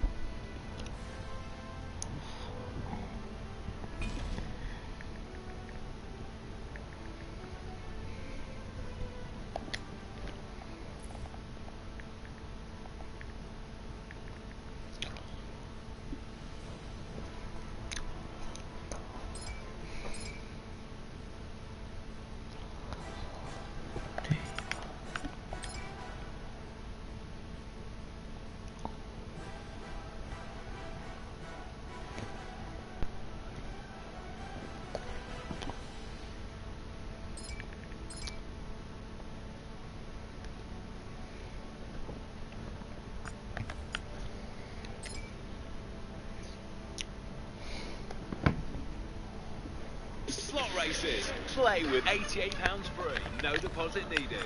888 Casino. Hello everyone, this is your Daily Dose of Internet. This goat got stuck in a palm tree.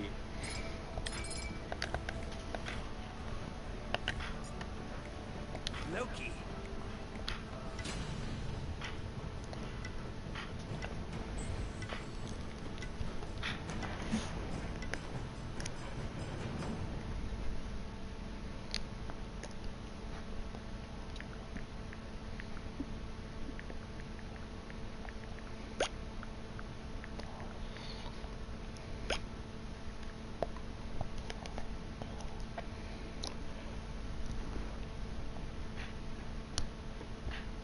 No one in it.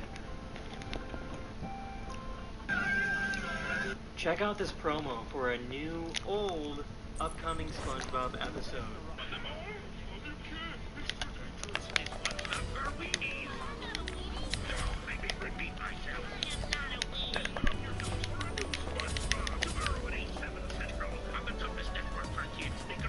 Here's a Nintendo commercial from the 90s.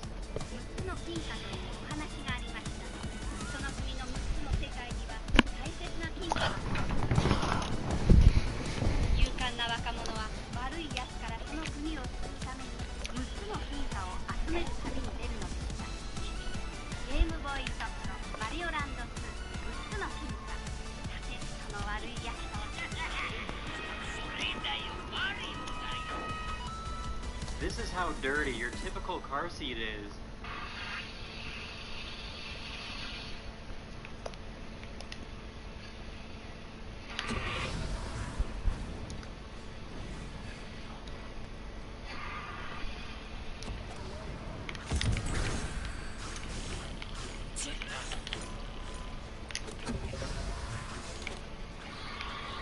that's all for today's video. Hopefully you enjoyed, and I'll see you guys again very soon.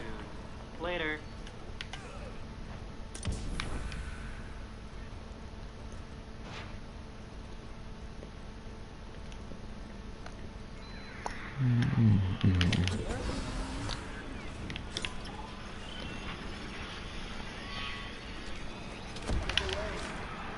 Everyone seems to have a piece of this plot, but wait, here comes Miles Legend with the disintegrate power. Destroying the... Hello everyone, this is your Daily Dose of Internet. This guy decided to tie himself to a pole during a hurricane.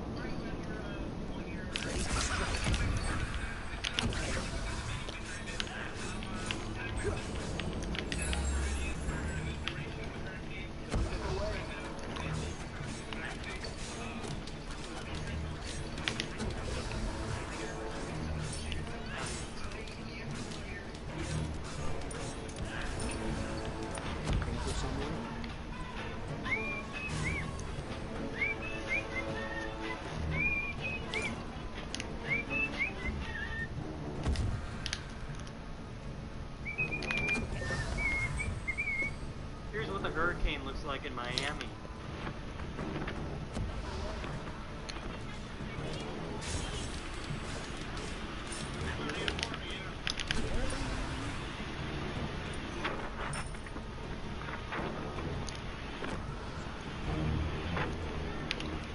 In case you didn't know, security guards have to practice before a game.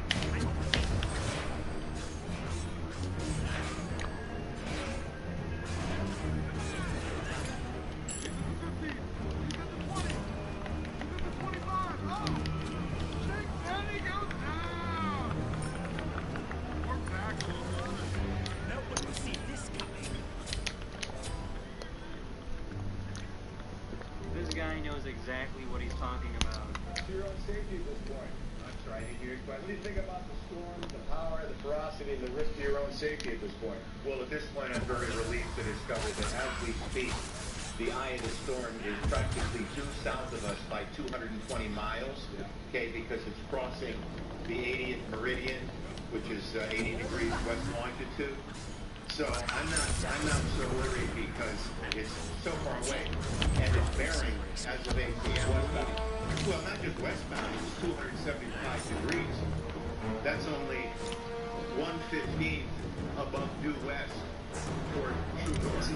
So this thing is moving and has been moving in a very westerly direction, and because it's several hundred miles south, the risks are less and less. I'm not worried.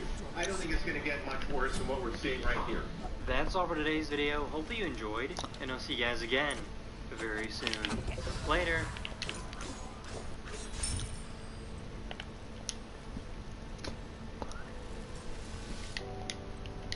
Blade in the dark.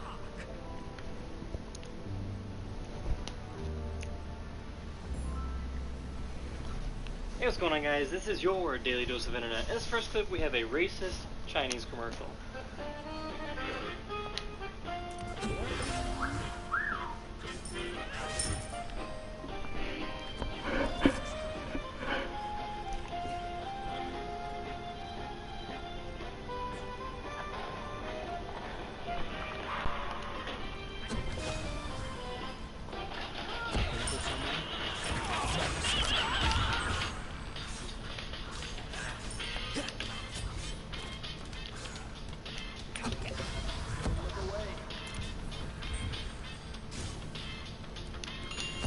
Who knew using a hammer and nails could be so cool? Just kidding. You have been It's Neil off, 216.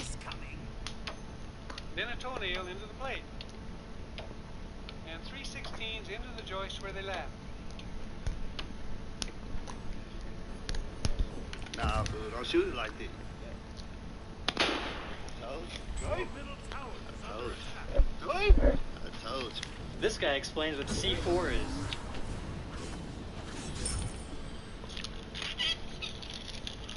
This is what it looks like. In Hollywood, they show this stuff in several different colors, but it's actually pure white. It's got a crystal look to it on the inside. But yes, you can mold this like putty. You can shoot a bullet through this. Unless that bullet has a tracer round, this will not go off. It takes a shock, an impact, a huge amount of temperature to make this go explosive. That's all for today's video. Hope you guys enjoyed, and I'll see you guys again very soon. Later.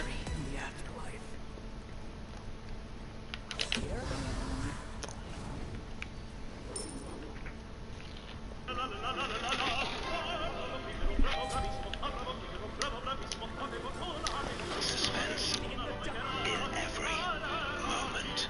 888 Casino. Play with £88 free. No deposit needed. Hello everyone, this is your Daily Dose of Internet. This couple was caught using the same bathroom on this passenger airliner.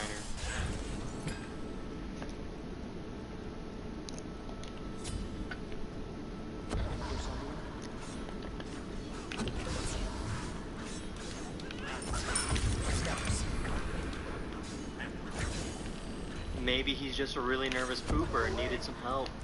This hero breaks open this gate so the firefighters can save hundreds of lives. Ahí están abriendo el candado. Pinos que están en el bosque atrás, claro, ahí están rompiendo el candado para que pueda acceder el bombero. Ahí están dos bomberos que se encuentran al comando de la situación. El carro está por un costado, aún no puede acceder y están buscando la manera más fácil y segura de acceder al lugar de las llamas. Martín, ¿por qué? El bosque no se ve, pero las llamas siguen propagándose. This man gets caught stealing bikes and then gets mad at the cameraman for filming him.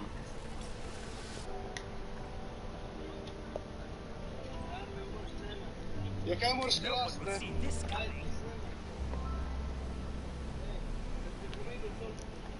Як Свилей, се прие полиция па се зменимо, не? Окей. А бош краду бицикли пизда.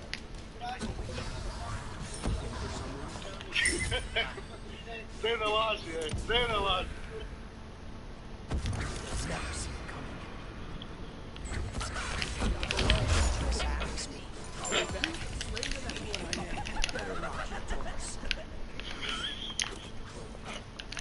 That's all for today's video. Hope you enjoyed, and I'll see you guys again very soon. Later.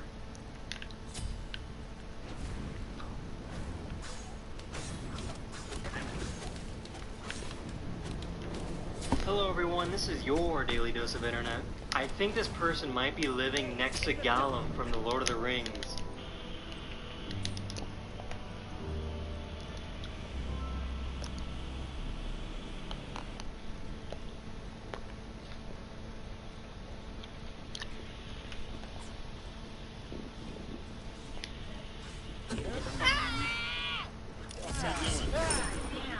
What are you doing? And none of your fucking business. Why are you reaching under my fence? What are you talking about? You're reaching your hand under the fence?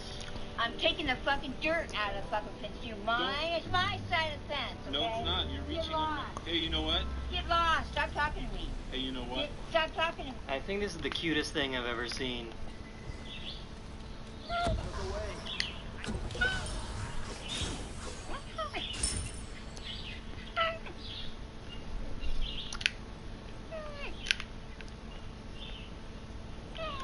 How to avoid getting killed by a raging bull.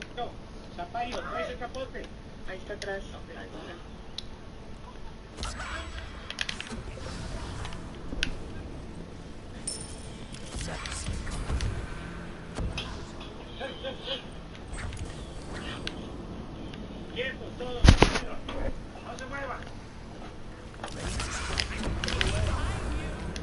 This person has all the ducks.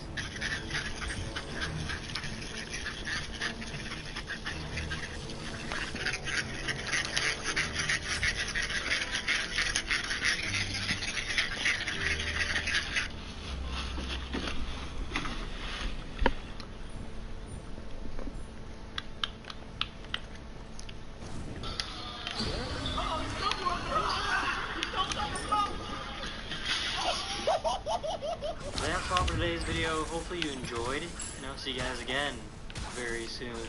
Later.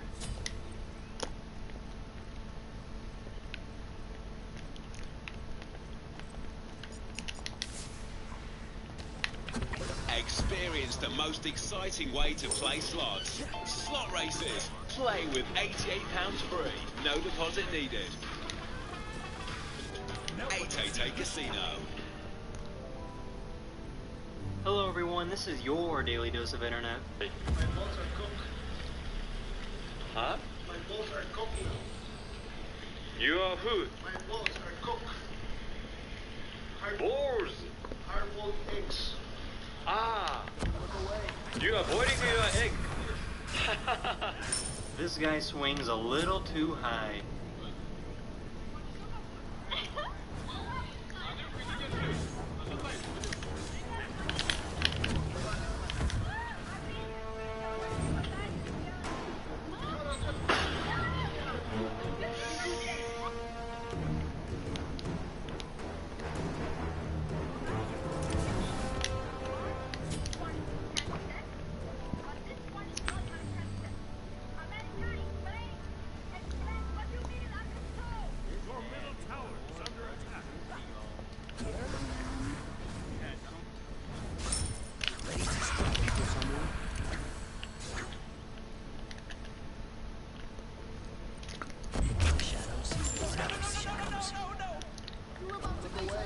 Okay, I messed up so hard.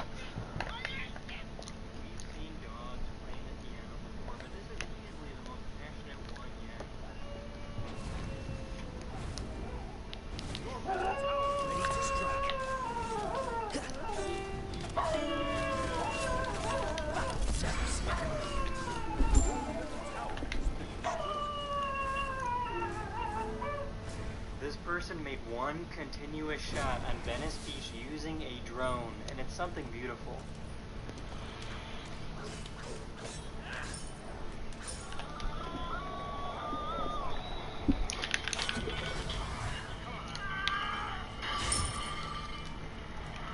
And the winner of the 1975 Mr. Olympia, one and only Arnold Schwarzenegger.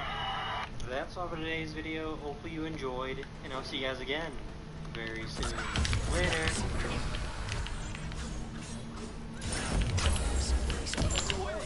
I was just kidding. That's right. Nobody would see this kind of security. Hello everyone, this is your Daily Dose of Internet. This is how you cut a pizza with a freaking laser.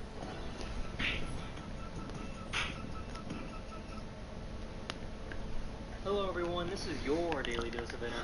This video will pretty much be entirely dedicated to clips from Hurricane Harvey. In this first clip, the National Guard got stuck in the water, so these guys got their giant... Hey everyone, it's Strictly here, and in today's video, we're going to see how if I can message the wrong people, because these thieves, they get caught stealing by the person that they're stealing from, and then those people go and teach serious lessons, which I can't even express to you how satisfying it is to watch stuff like that happen, that instant justice. You guys will love it. Before we get in this video, if you guys hate thieves and people that steal, then make sure to like this video. Of course, comment down below and tell me if you have caught somebody stealing or something like that. If you haven't already, and if you haven't already, make sure to subscribe to the channel. We're gonna jump on a guy that has some really awesome moves. And this guy, he broke into this homeowner's house, and the homeowner realized that this happened because motion cameras were set off and stuff like that. He was notified, so he called up his neighbors, who apparently are very good with guns and things like that, and they went into this house and pretty much subdued the subject almost instantly. Police say this is the video of Mark Thompson breaking into a home, then making himself at home. In the security video, you can see Thompson casually walking in yesterday afternoon, putting on a jacket, wandering around, then turning on the TV. At one point, he even grabs a beer from the fridge. The homeowner got an alert that there was movement in his home. He watched Thompson on his phone and called his neighbor. Chandra Vestal lives across the street from that homeowner and didn't hesitate to help. So I went to our garage, my husband and I, we got 2 pistols, we met him in the cul-de-sac, he walked off. Okay. So as he pulled in, I passed him this 45 and then I got the other Ruger. Micah and I went into the home with 2 of the loaded weapons. Micah announced himself to the perpetrator saying, I have a loaded weapon, get down on your hands and knees. At that time I came up behind him and we got the individual on his hands and knees to lay down, so we got his arms and his feet duct taped, and then we picked him up, carried him out to the front yard, and waited for the police to show up. When police showed up, they found Thompson on the ground, his hands and ankles taped. The police had told us that the 4 days prior that he had broken into, he was wearing the same clothes that he had stolen from his home when he broke into Micah's house. I mean, now the homeowner and his neighbor said they were Thompson because they both served in the army. We're going to forge an MMA fighter that was at his house, doing his normal stuff like a normal day, and next thing you know, he looks out the window and sees that somebody's up near his mailbox.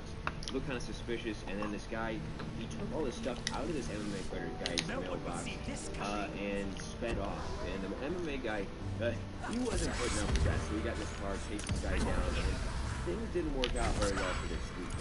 A champion MMA fighter scored a major takedown outside his Albuquerque house today.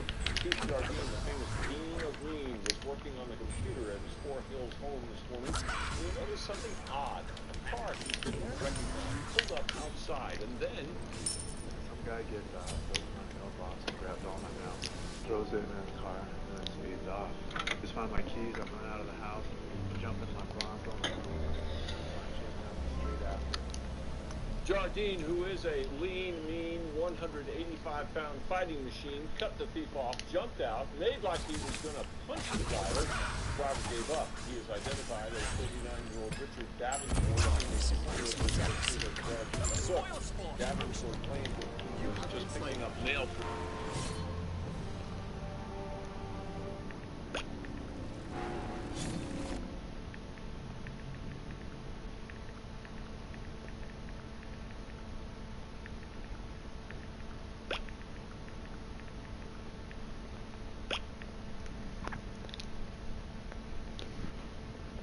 a friend, but police reportedly found a lot of other people's mail in Davenport's car. He does have a criminal history that includes burglary.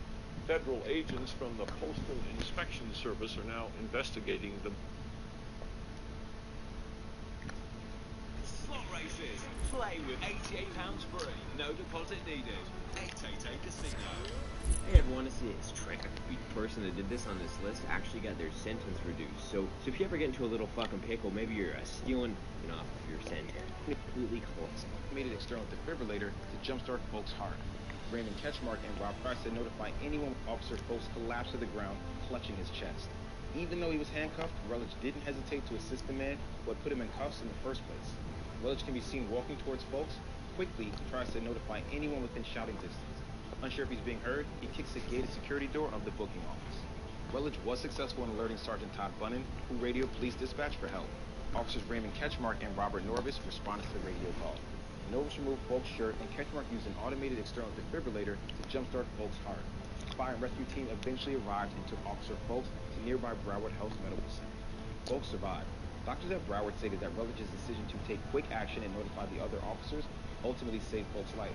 Moving on to number 4, we've got an inmate named Antonio Brown. He saved a guard from getting attacked, and it's not a super crazy one, but I just want to say this real quick that every once in a while, it declined without stepping in and probably saving this corrections officer's life. With that, Circuit Court Judge Mark Trusak gave Antonio Brown a get-out-of-jail-free card, at least in Kent County. The judge crediting Brown with helping save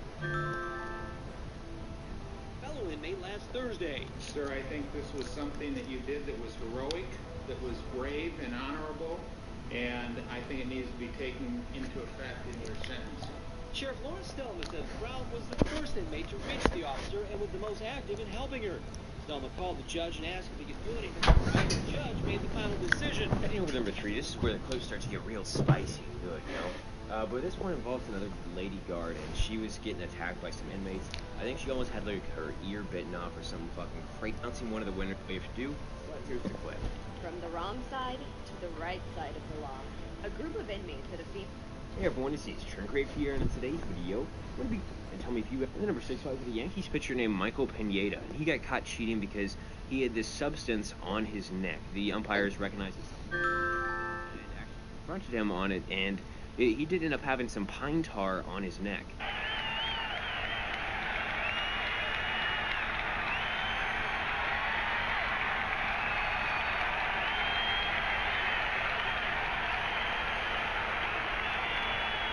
Now they're checking his back.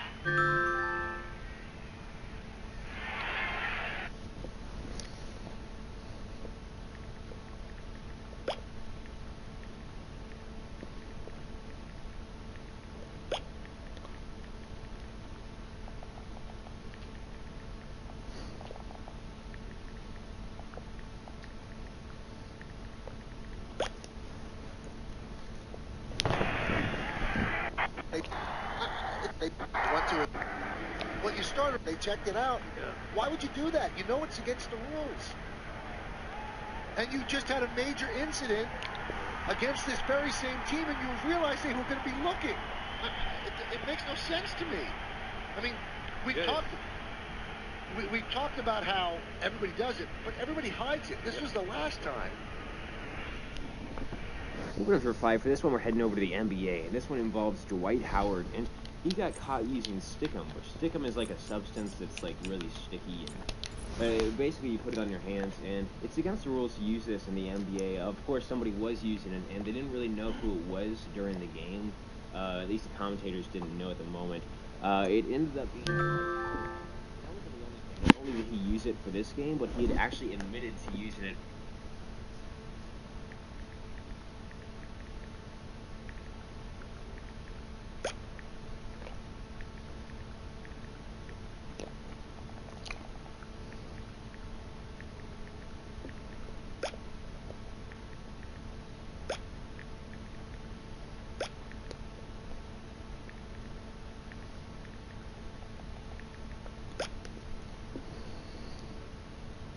For a bunch of other games in the past. Paul Millsap started his career in Salt Lake City. Had some good seasons there, and then signed a free agent deal to get out. He's really a well-rounded career in Salt Lake City. Had some good seasons there, and then signed a free agent deal to get out. He's really a well-rounded player. In that first game, the Rockets had in the game, and Millsap's telling him to look at the ball. Must be sticky.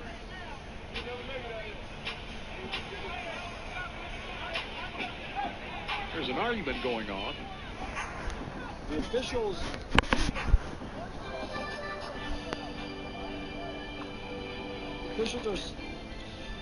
are saying that stickum is illegal, and the ball has stickum on it. And so they're going to have to exchange the ball, and the officials have warned both teams that stickum is illegal, do not use it. Well, George Brett may be running out of that dugout right now. Got too much pine tar on the basketball.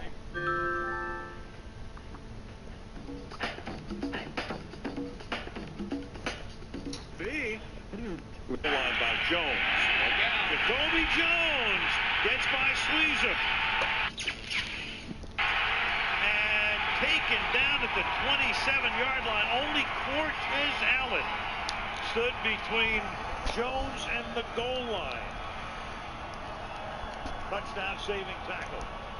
What a play by Cortez Allen to give his team a chance. This thing opens up wide open, and they've got a blocker in front for Sweezer. They had no chance whatsoever, and Cortez Allen is basically keeping the Steelers in this thing. Well, here we go. Here's Tomlin over here. Obviously, Kobe Jones there, and Tomlin is essentially on the field here, and you just wonder, he's trying to get out of the way there, but did that force Jacoby Jones to lean back into the tackle by Cortez Allen? Don't want to in any way say that was something intentional, but if he had picked off the official on it. On the Houston Rockets, and he draws the foul. Now notice, Brandon Jennings isn't even a part of this play. Bogut is the one who got fouled. Jennings is an 81% free throw shooter. He walks to the line. Bogut, a 59% free throw shooter, he walks underneath. The Bucks are trying to pull a fast one. Nobody notices, including the ref. He gives Jennings the ball. Jennings shoots the free throw and makes it. And then people start to figure out, like, hey, wait a minute, man. He wasn't even involved. And Jennings like, what did I do? The referees make the switch, and then Jennings is like, all right, you got me. You got me. So now Bogut is at the line. Clank. So Jennings like, come on, man. You can hit it. But Bogut clanks the second one as well. So now you see why they wanted Jennings at the... Moving on to 2, we're heading back all the way to 1980 for this one. This is the big, really well-known Boston Marathon cheater, and her name is Rosie Louise. And Basically, she cheated in the marathon, just kind of cut in about a half a mile before it ended. But everyone thought for like 8 days, pretty much set like world records with her marathon run. No one is sure how she did it, but this unknown runner came out of nowhere ahead of all the other women. I just saw someone stumble out of the crowd in front of me across the street. This was on Commonwealth Ave, probably about a half mile from the finish. She was in track clothes and wearing a number, but I thought someone had just sort of stumbled into the race. Maybe somebody was a little crazy or something. What nobody knew yet was that 6 months before, Rosie allegedly took a subway to the finish line of the New York Marathon. So this was actually her second ruse, and she almost pulled it off. Her big mistake was coming in first. The media rushed to her side, but soon it became apparent that she was a not-so-great imposter.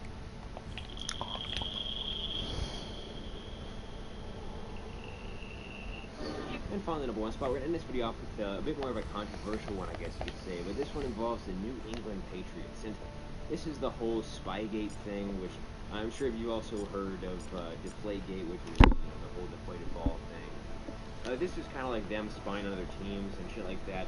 I'll let the video explain it because, to be honest with you, I don't know jack shit about sports that much. So if I said anything retarded in this video, please give me the benefit of the doubt because when it comes to sports, I have the knowledge of a 3-year-old child. So here it is. Credit, we learned this. Originally, Spygate was believed to have been 8 games taped between 2000 and 2007. But the National Football League's investigation, according to ESPN, is that the Patriots were involved in illegal taping of 40 games as opposed to 8.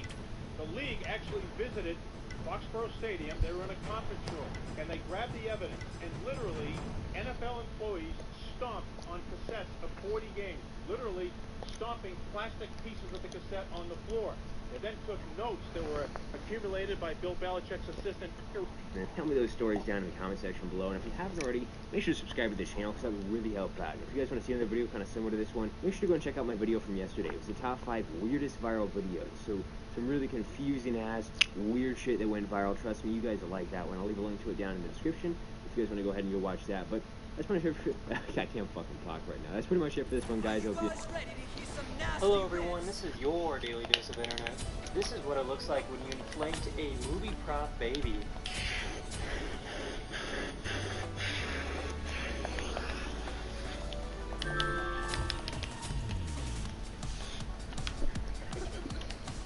Please do not drink and drive golf carts.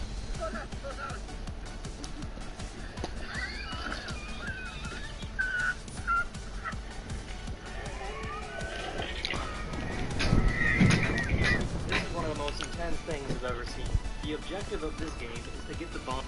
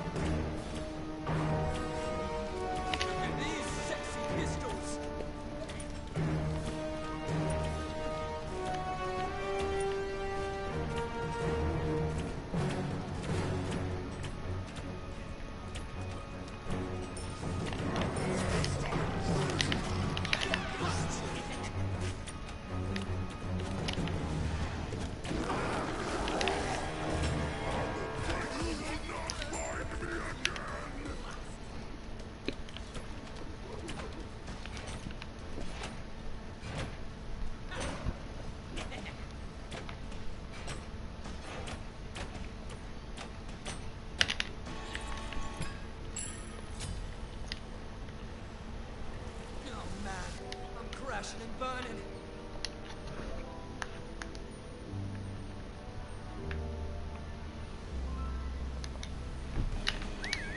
I'll be a legend.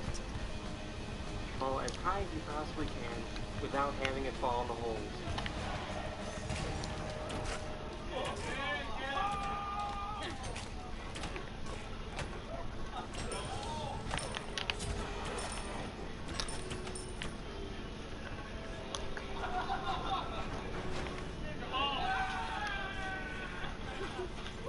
This hotel has its own robot race that offers room service.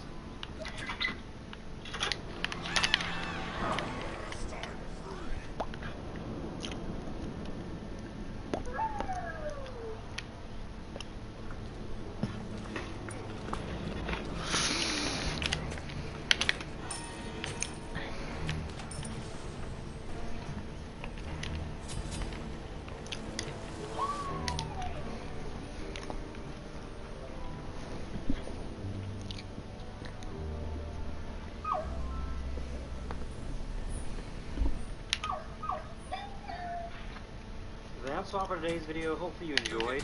I'll see you guys again very soon. Later. Hello everyone, this is your Daily Dose of Internet. A Lowe's semi-truck goes straight through this red light. Get hot.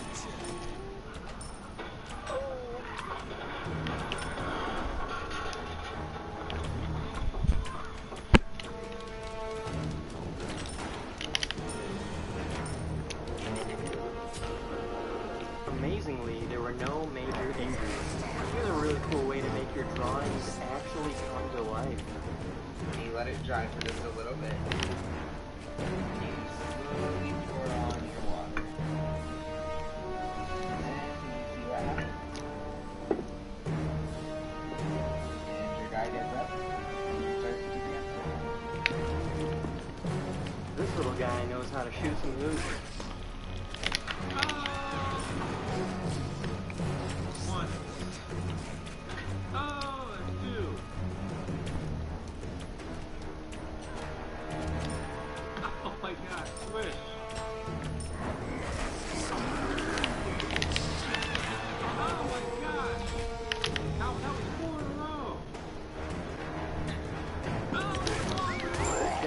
What? Proceeds to shoot it.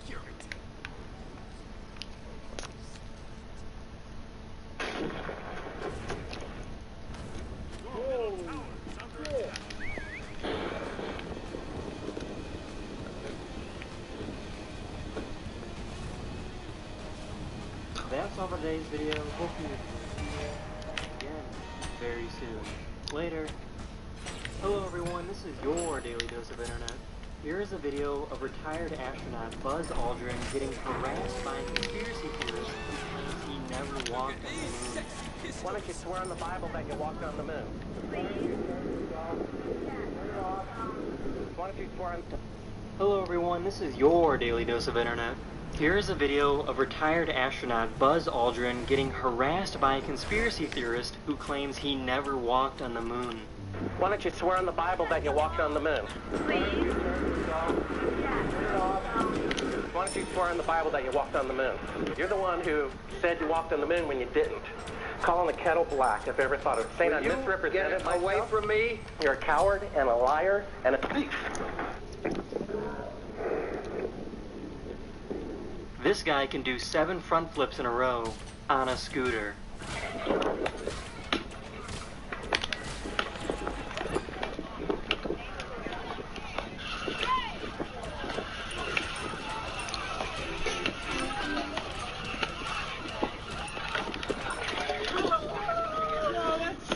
Poor little guy gets caught cheating on his girlfriend in Roblox.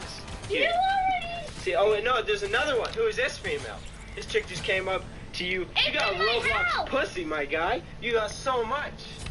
When someone leaves their door open, guess who's coming to your house and they're just invading. Why is there bitches in your house? I don't know! They want that fire cock. No, like, ew! It's a little scary how human-like this orangutan is.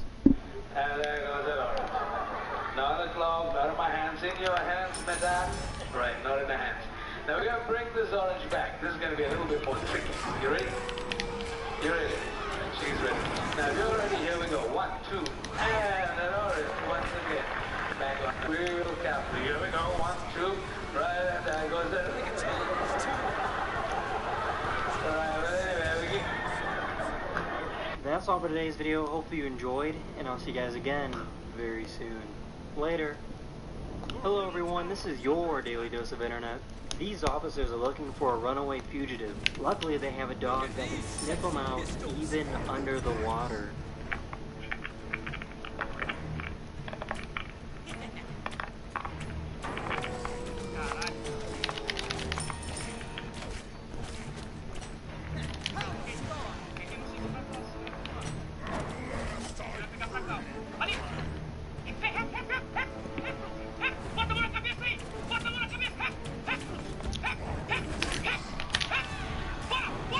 This girl tries shotgunning a beer, which scares the dog, which ends up with her on her face. This is why you should never judge a book by its cover. Hey guys, this is something I wrote for you guys, and I know you're gonna like it.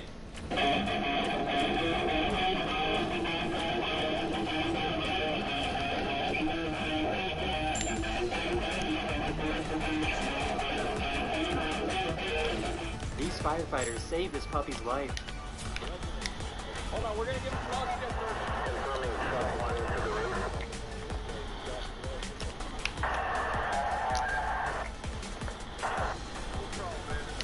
These misfits got nothing on me.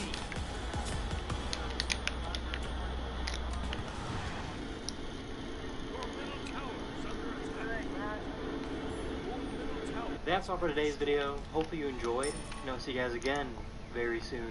Later. Hello everyone, this is your Daily Dose of Internet. This dog knows how to ride a mechanical bull. Look at these sexy pistols.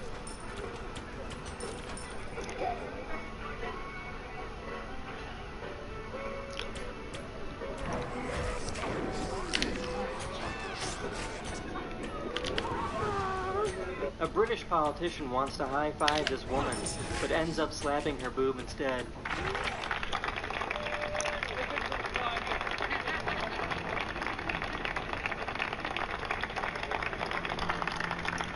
This guy is really good at playing pool. Can be easy at times, and at times it just looks like a puzzle every time.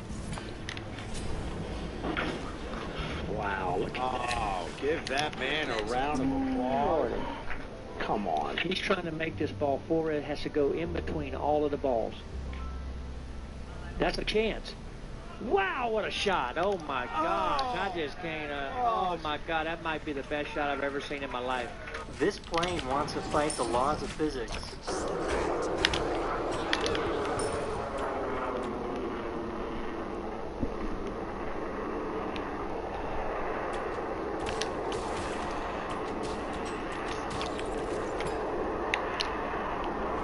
This poor little guy just wants to take a bath, but the owner won't let him.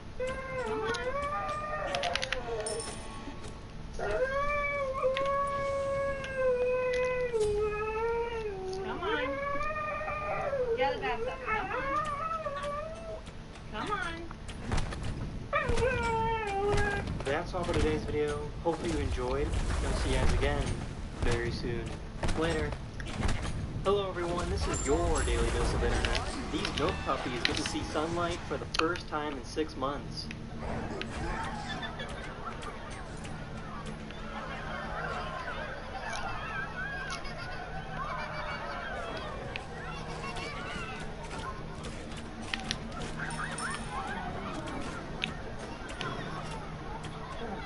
Good news, they stopped running each other over.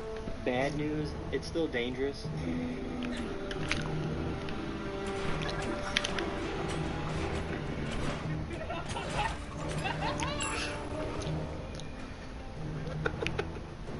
The saddest video you'll ever see.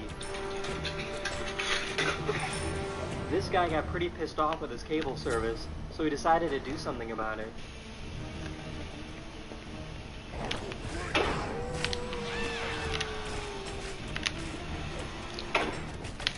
there's a guy shooting out the tires. And he's shooting, sitting on the truck and everything. This lucky guy just found out he's gonna be a grandpa. Actually, no. Right.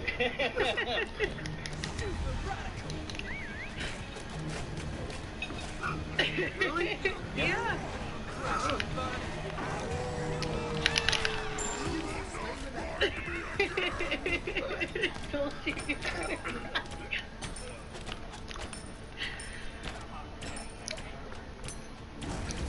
On 10 weeks. That's all for today's video. Hope you enjoyed, and I'll see you guys again very soon. Later. Hello everyone, this is your Daily Dose of Internet.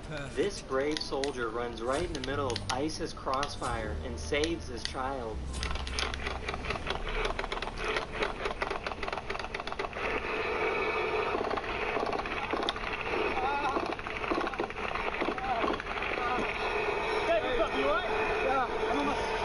A baby goat and a baby human are having a conversation.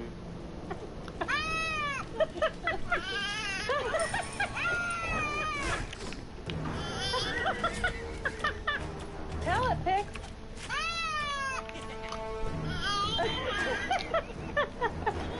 In case you didn't know, there's a league called World Chase Tag, which is basically competitive tag, and it's actually really entertaining.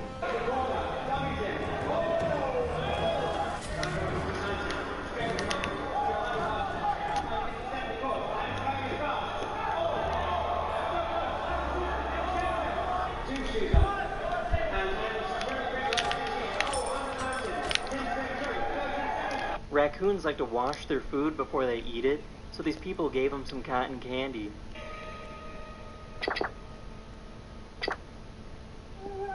水で洗おうと思った瞬間、溶けてなくなっちゃいました。あれ？あれ、どこ行っちゃったんだ？あれ？ That's all for today's video. Hopefully you enjoyed, and I'll see you guys again very soon. Later. Hello everyone, this is your Daily Dose of Internet. This shark is a little upset he can't eat these divers, so he takes a massive dump on them instead.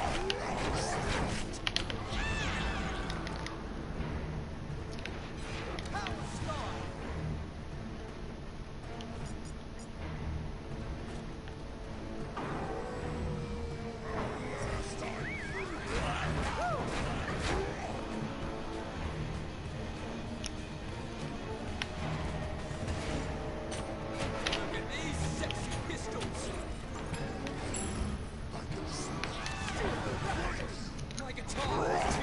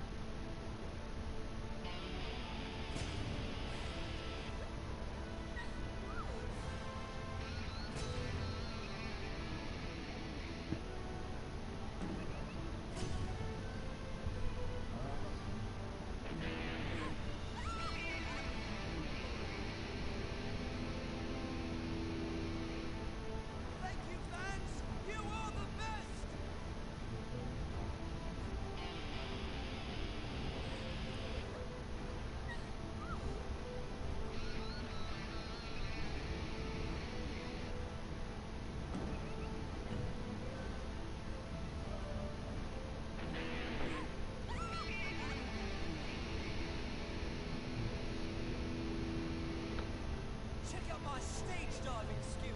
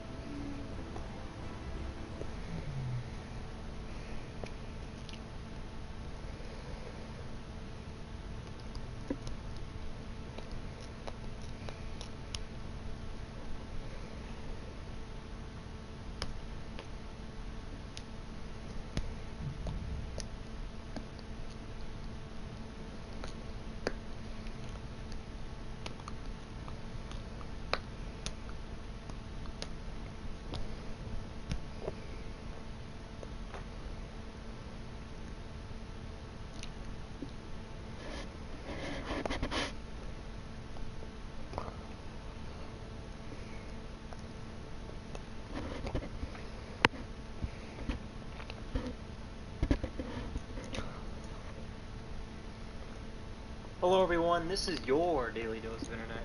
This man gets run over by a bale of hay.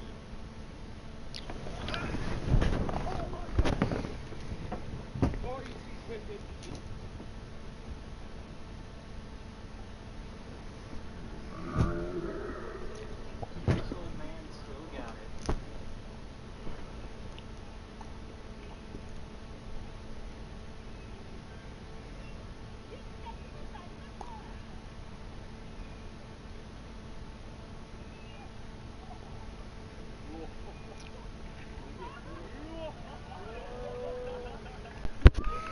Yeah.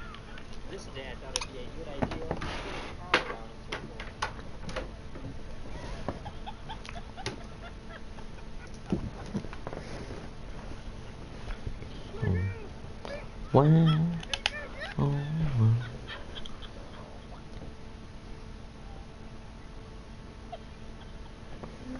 Hello everyone, this is your Daily Dose of Internet.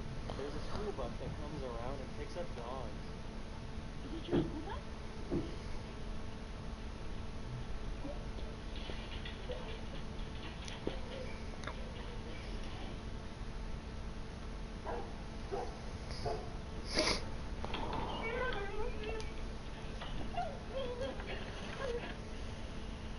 Here's some stupid short videos I found on the internet. It's Fox 5 and I'd like to report a light, sunny day today. So, light showers, maybe. You like sleepy toys?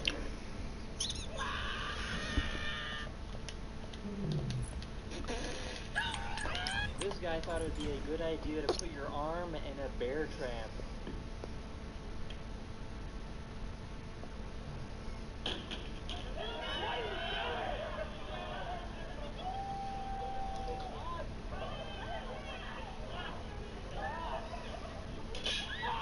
There was a mini tornado at this beach.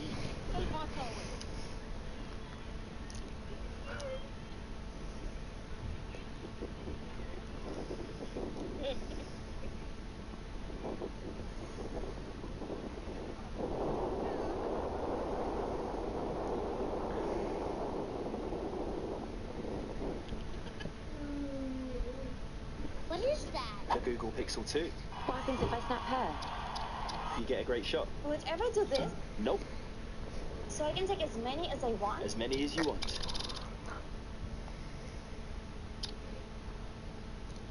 Don't you just hate it when your ice cream melts? It's melting! Well, now you don't have to worry, because this team of Japanese scientists found a solution. Is that a bear with a popsicle stick? It's like a bicycle. Could they have like done this with like without the face of a bear?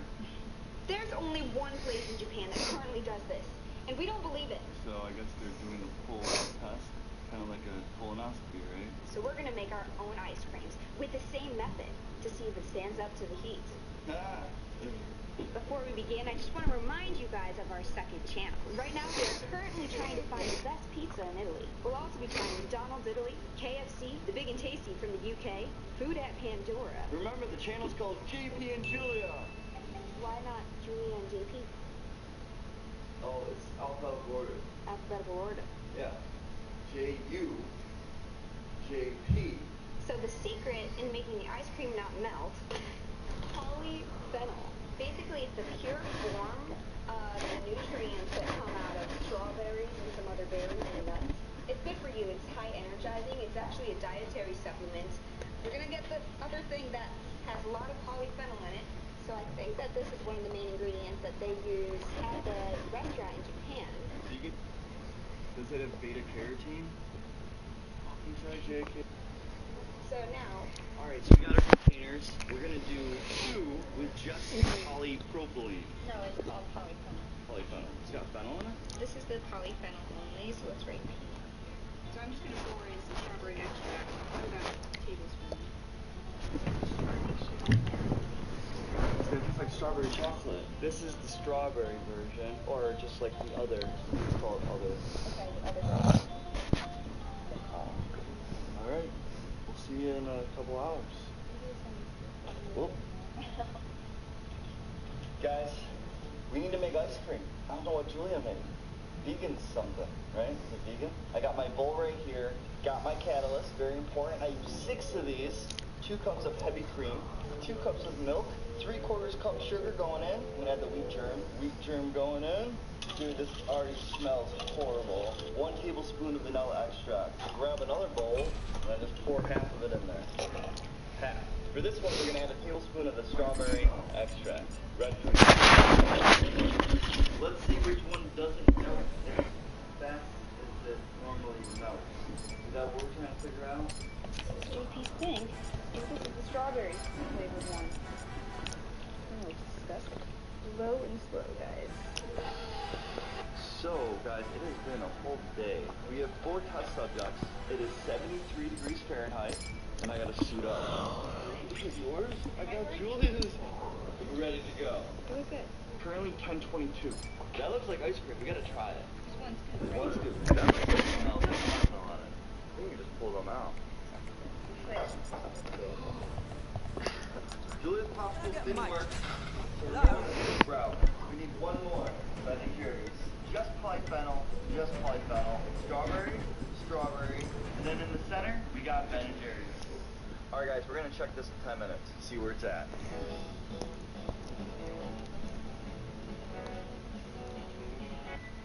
Alright, it's been 10 minutes. It's not melting. Oh my god. Look at yours. The imitation extract didn't help. I think it probably watered it down. 10 more minutes.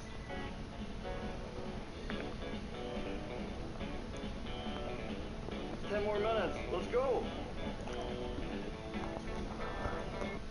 We got some meltage. You gonna put 10 more minutes on? It's a lifestyle, baby.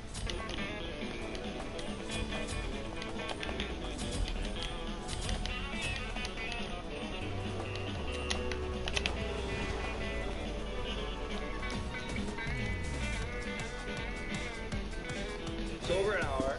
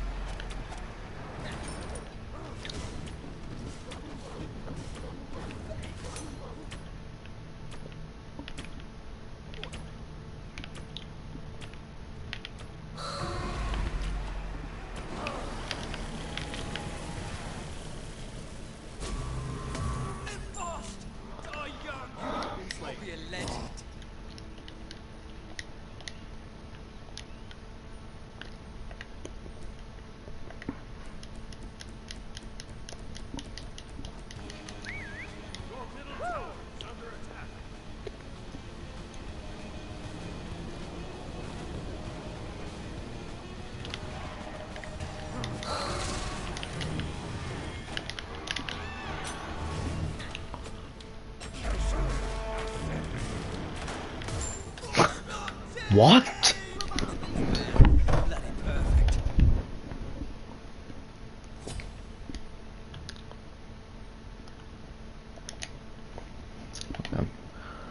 Okay. Your middle tower is under attack. Okay. Why do I do this to myself?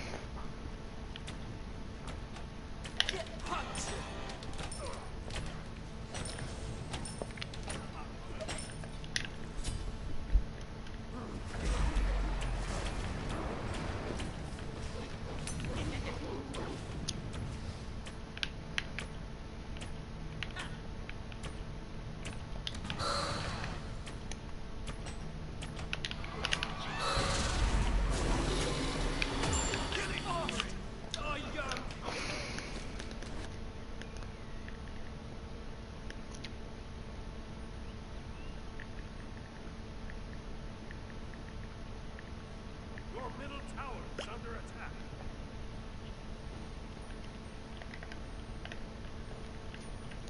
These misfits got nothing on me.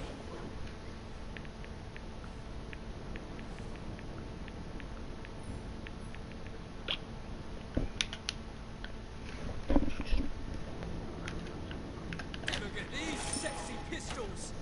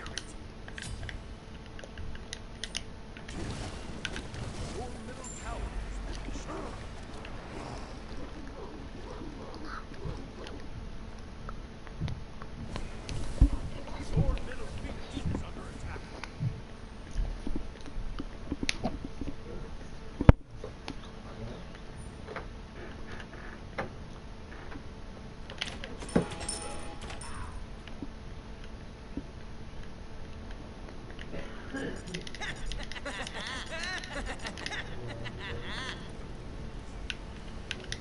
punched.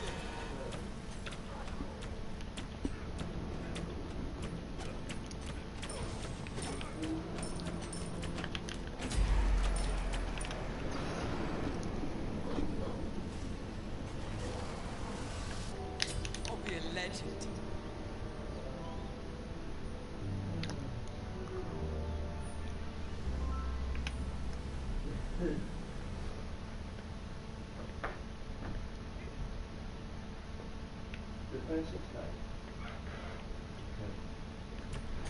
Look at these sexy pistols.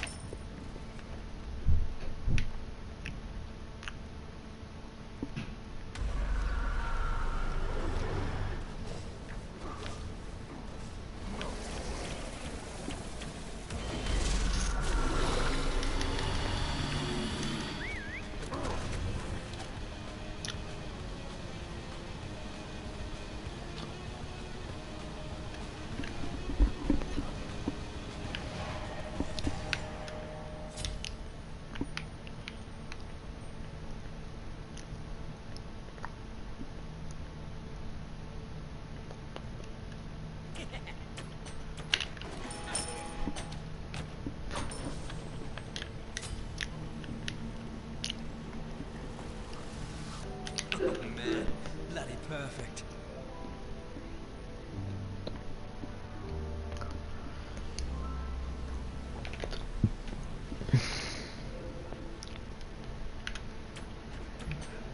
Get punched.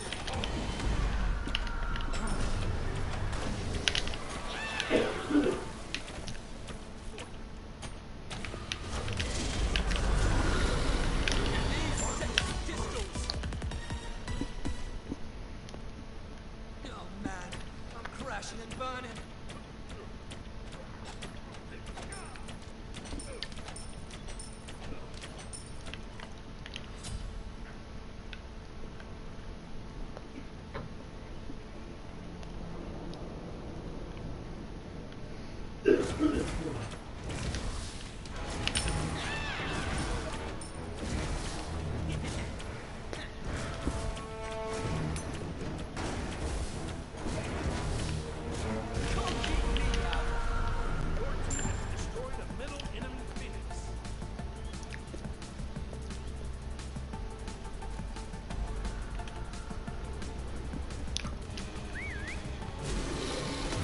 Really?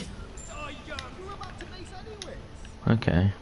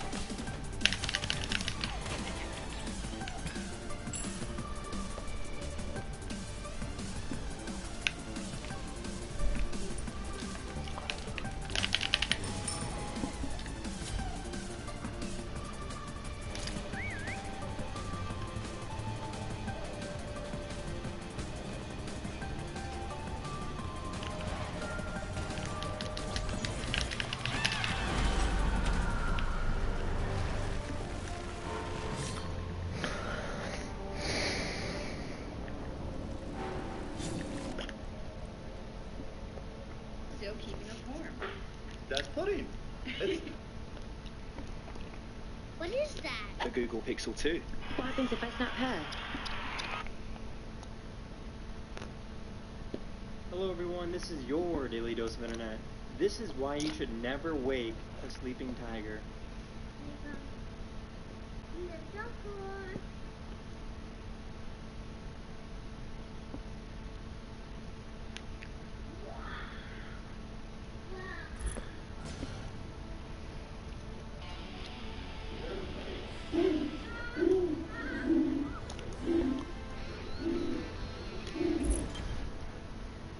This man delivers a pizza to the G20 riots. Let's hope he got a good tip.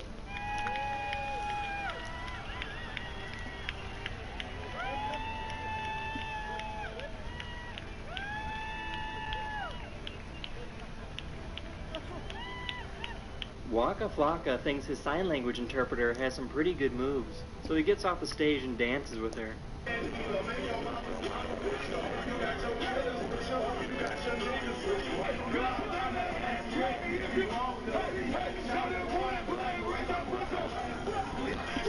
There's been a recent trend going around where people run over their friends with golf carts.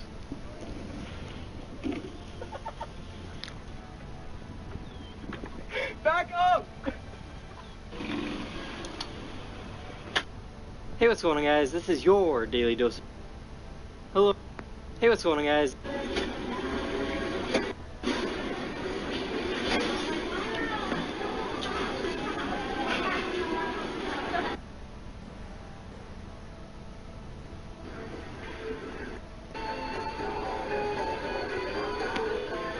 This is the happiest wolf dog you'll ever see. Love your smile.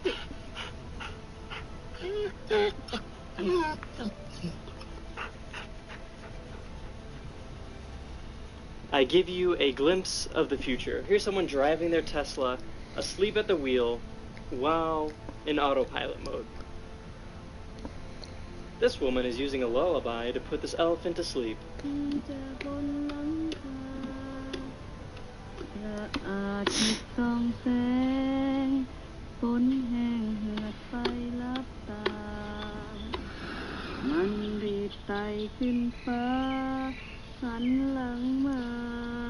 That's all for today's video. Hope you guys enjoyed, and I'll see you guys again very soon. Later.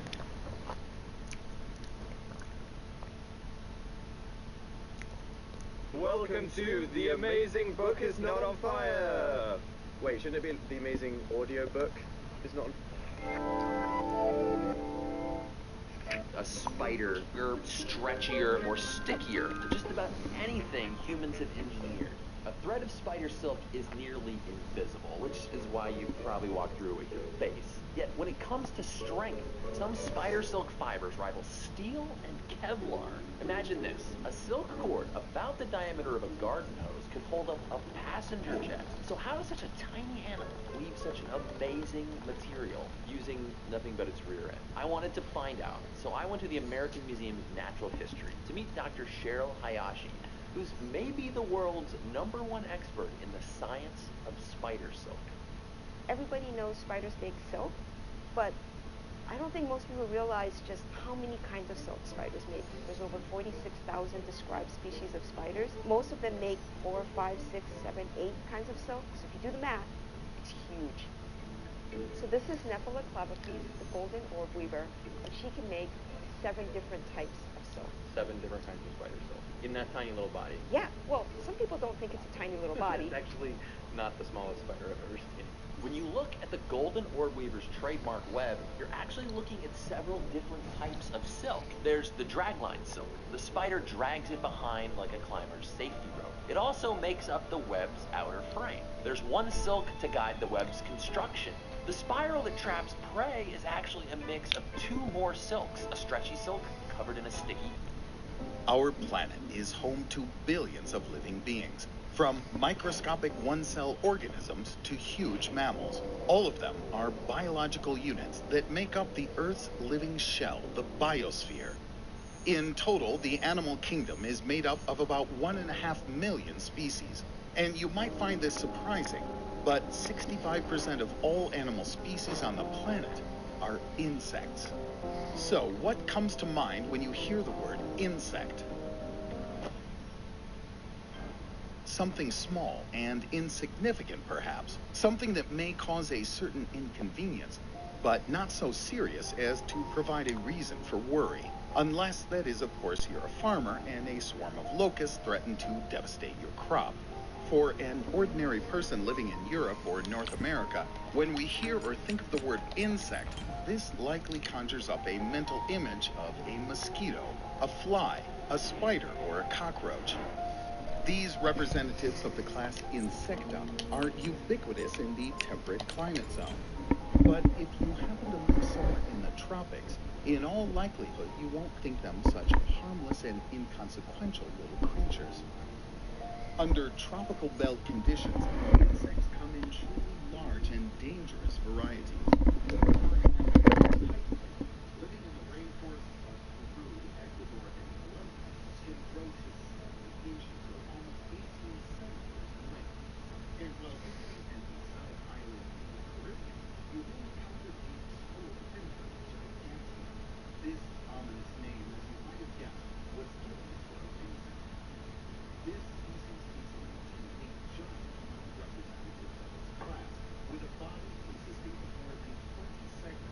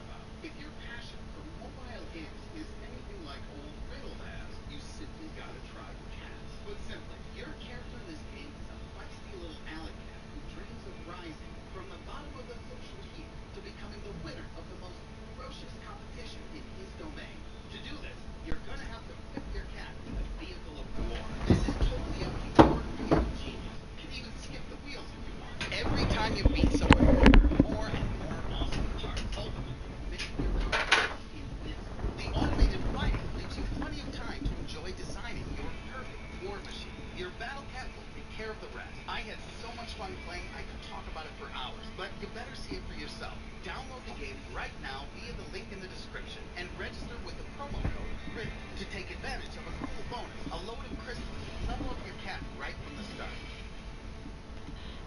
Humankind has been ever curious about what transpired before our time, before the rise of humans on the Earth.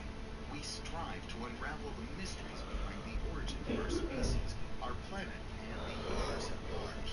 Various research and excavations have provided scientists with only a fragmentary picture of what transpired at certain points in the past.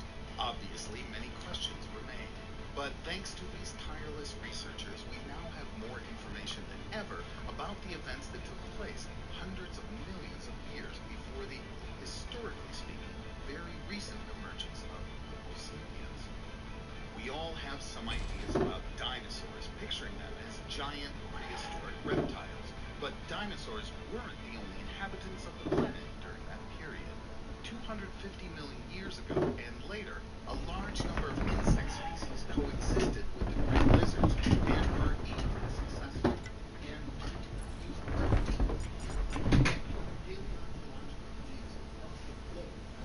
scientists with numerous insect fossil finds. Most of them aren't that significant, but the imposing size of some of these specimens would challenge the vision of even the greatest horror writers. For example, a giant flea discovered during excavations in Mongolia has an inch-long body. That's 2.5 centimeters. In comparison to its modern kin, a true giant. Its piercing and sucking proboscis reaches 1/5 of an inch, or almost a centimeter long. Yeah. Not exactly a towering monster, but it's hard to imagine anybody being happy to find one on their bed. And if you think that's all the prehistoric world has to offer, think again. Let me introduce Dictyonuridae, a family of ancient insects that lived on Earth 230 million years ago. The span of this giant's wings exceeded 20 inches, or over 50 centimeters. Not too shabby, if you ask me. Due to their size, they needed to shed not only at the larval stage, but also during their adult life. And their oral apparatus was not quite unlike the beak of a bird of prey. No less interesting were the members of the order Paleodictyoptera, which lived 250 million years ago. As one of the specimens that was unearthed demonstrated, these gargantuan insects could grow to a wingspan of a whopping 23 inches. That's almost 59 centimeters. But even they were dwarfed by some other insect dwellers of the prehistoric Earth. One example is the ancient ancestor of the dragonfly, Meganeura, which inhabited the planet from the early Paleozoic to the beginning of the Permian era, roughly 250 to 300 million years ago. Two representatives of this species are considered the largest flying insects of all time, with a wingspan reaching up to 40 inches or a meter wide. Among today's flying creatures, only a couple of dozen birds can claim characteristics similar to those of the flying arthropods of that ancient bygone era. So what about the ancestors of insects whose stings result in thousands of human deaths every year? Enter the scorpions. 330 million years ago, enormous scorpions called Anomalocaris roamed our planet.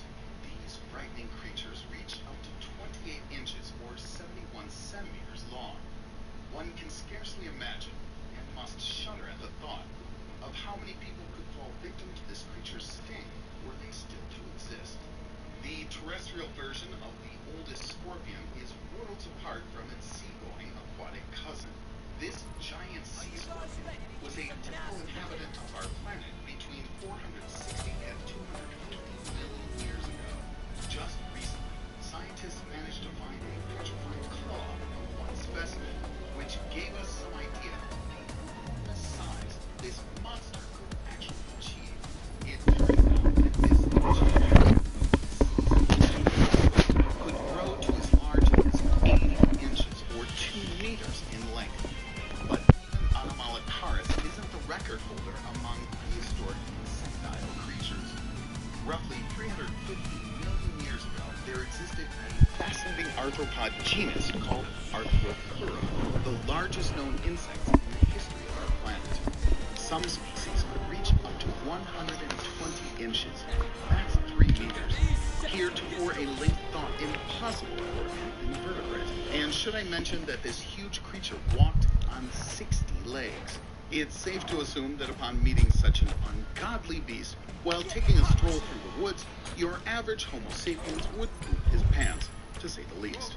Come to think of it, the same reaction might be brought about by a chance meeting with any of the aforementioned gigantic bugs. A quick analysis of this information immediately reveals a pattern. The more ancient the insects, the greater their size. Paleobiologists already have the explanation for this gigantism. In the era of dinosaurs, the atmospheric pressure on Earth was about 8 atmospheres, and even greater, up to 12 atmospheres in earlier times. Moreover, the atmospheric content of oxygen back then reached as high as 35%. These factors allowed for and even encouraged the development of organisms with much larger dimensions. Up to this point, we've been discussing insect-like creatures living in eras no earlier than the Paleozoic, which began 550 million years ago. As of now, no remains of earlier such creatures have ever been found.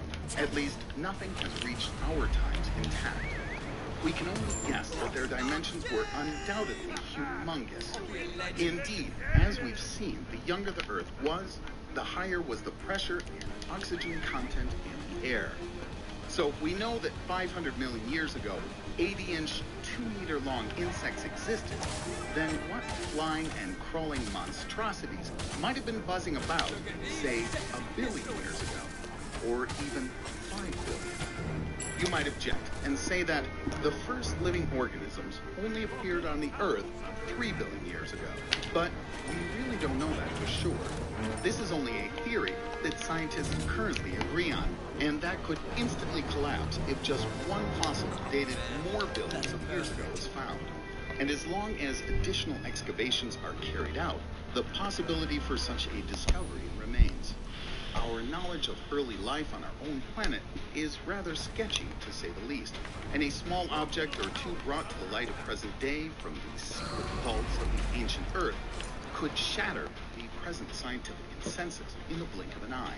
And while we wait for the next revolutionary discovery, it's worth remembering that, though overshadowed somewhat by the now almost 8 billion representatives of Homo sapiens, the descendants of living creatures no less majestic still exist on our planet. But then, considering how many years and epochs and eons younger we humans are as a species, and how phenomenally fewer there are of us than of the insects who number in the trillions upon trillions, mightn't it be more apt, perhaps, to say that it is we who are overshadowed by them?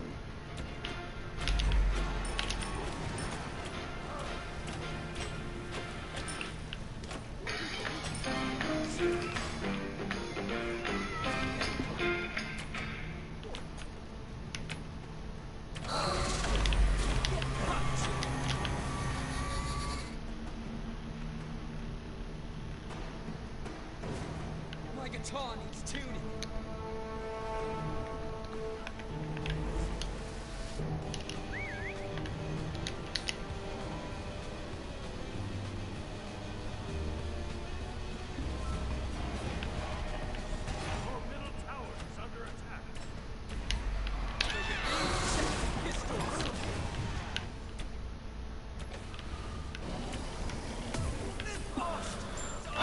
Really?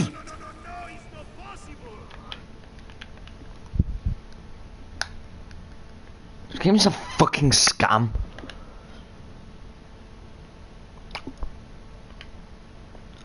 I was 700 health.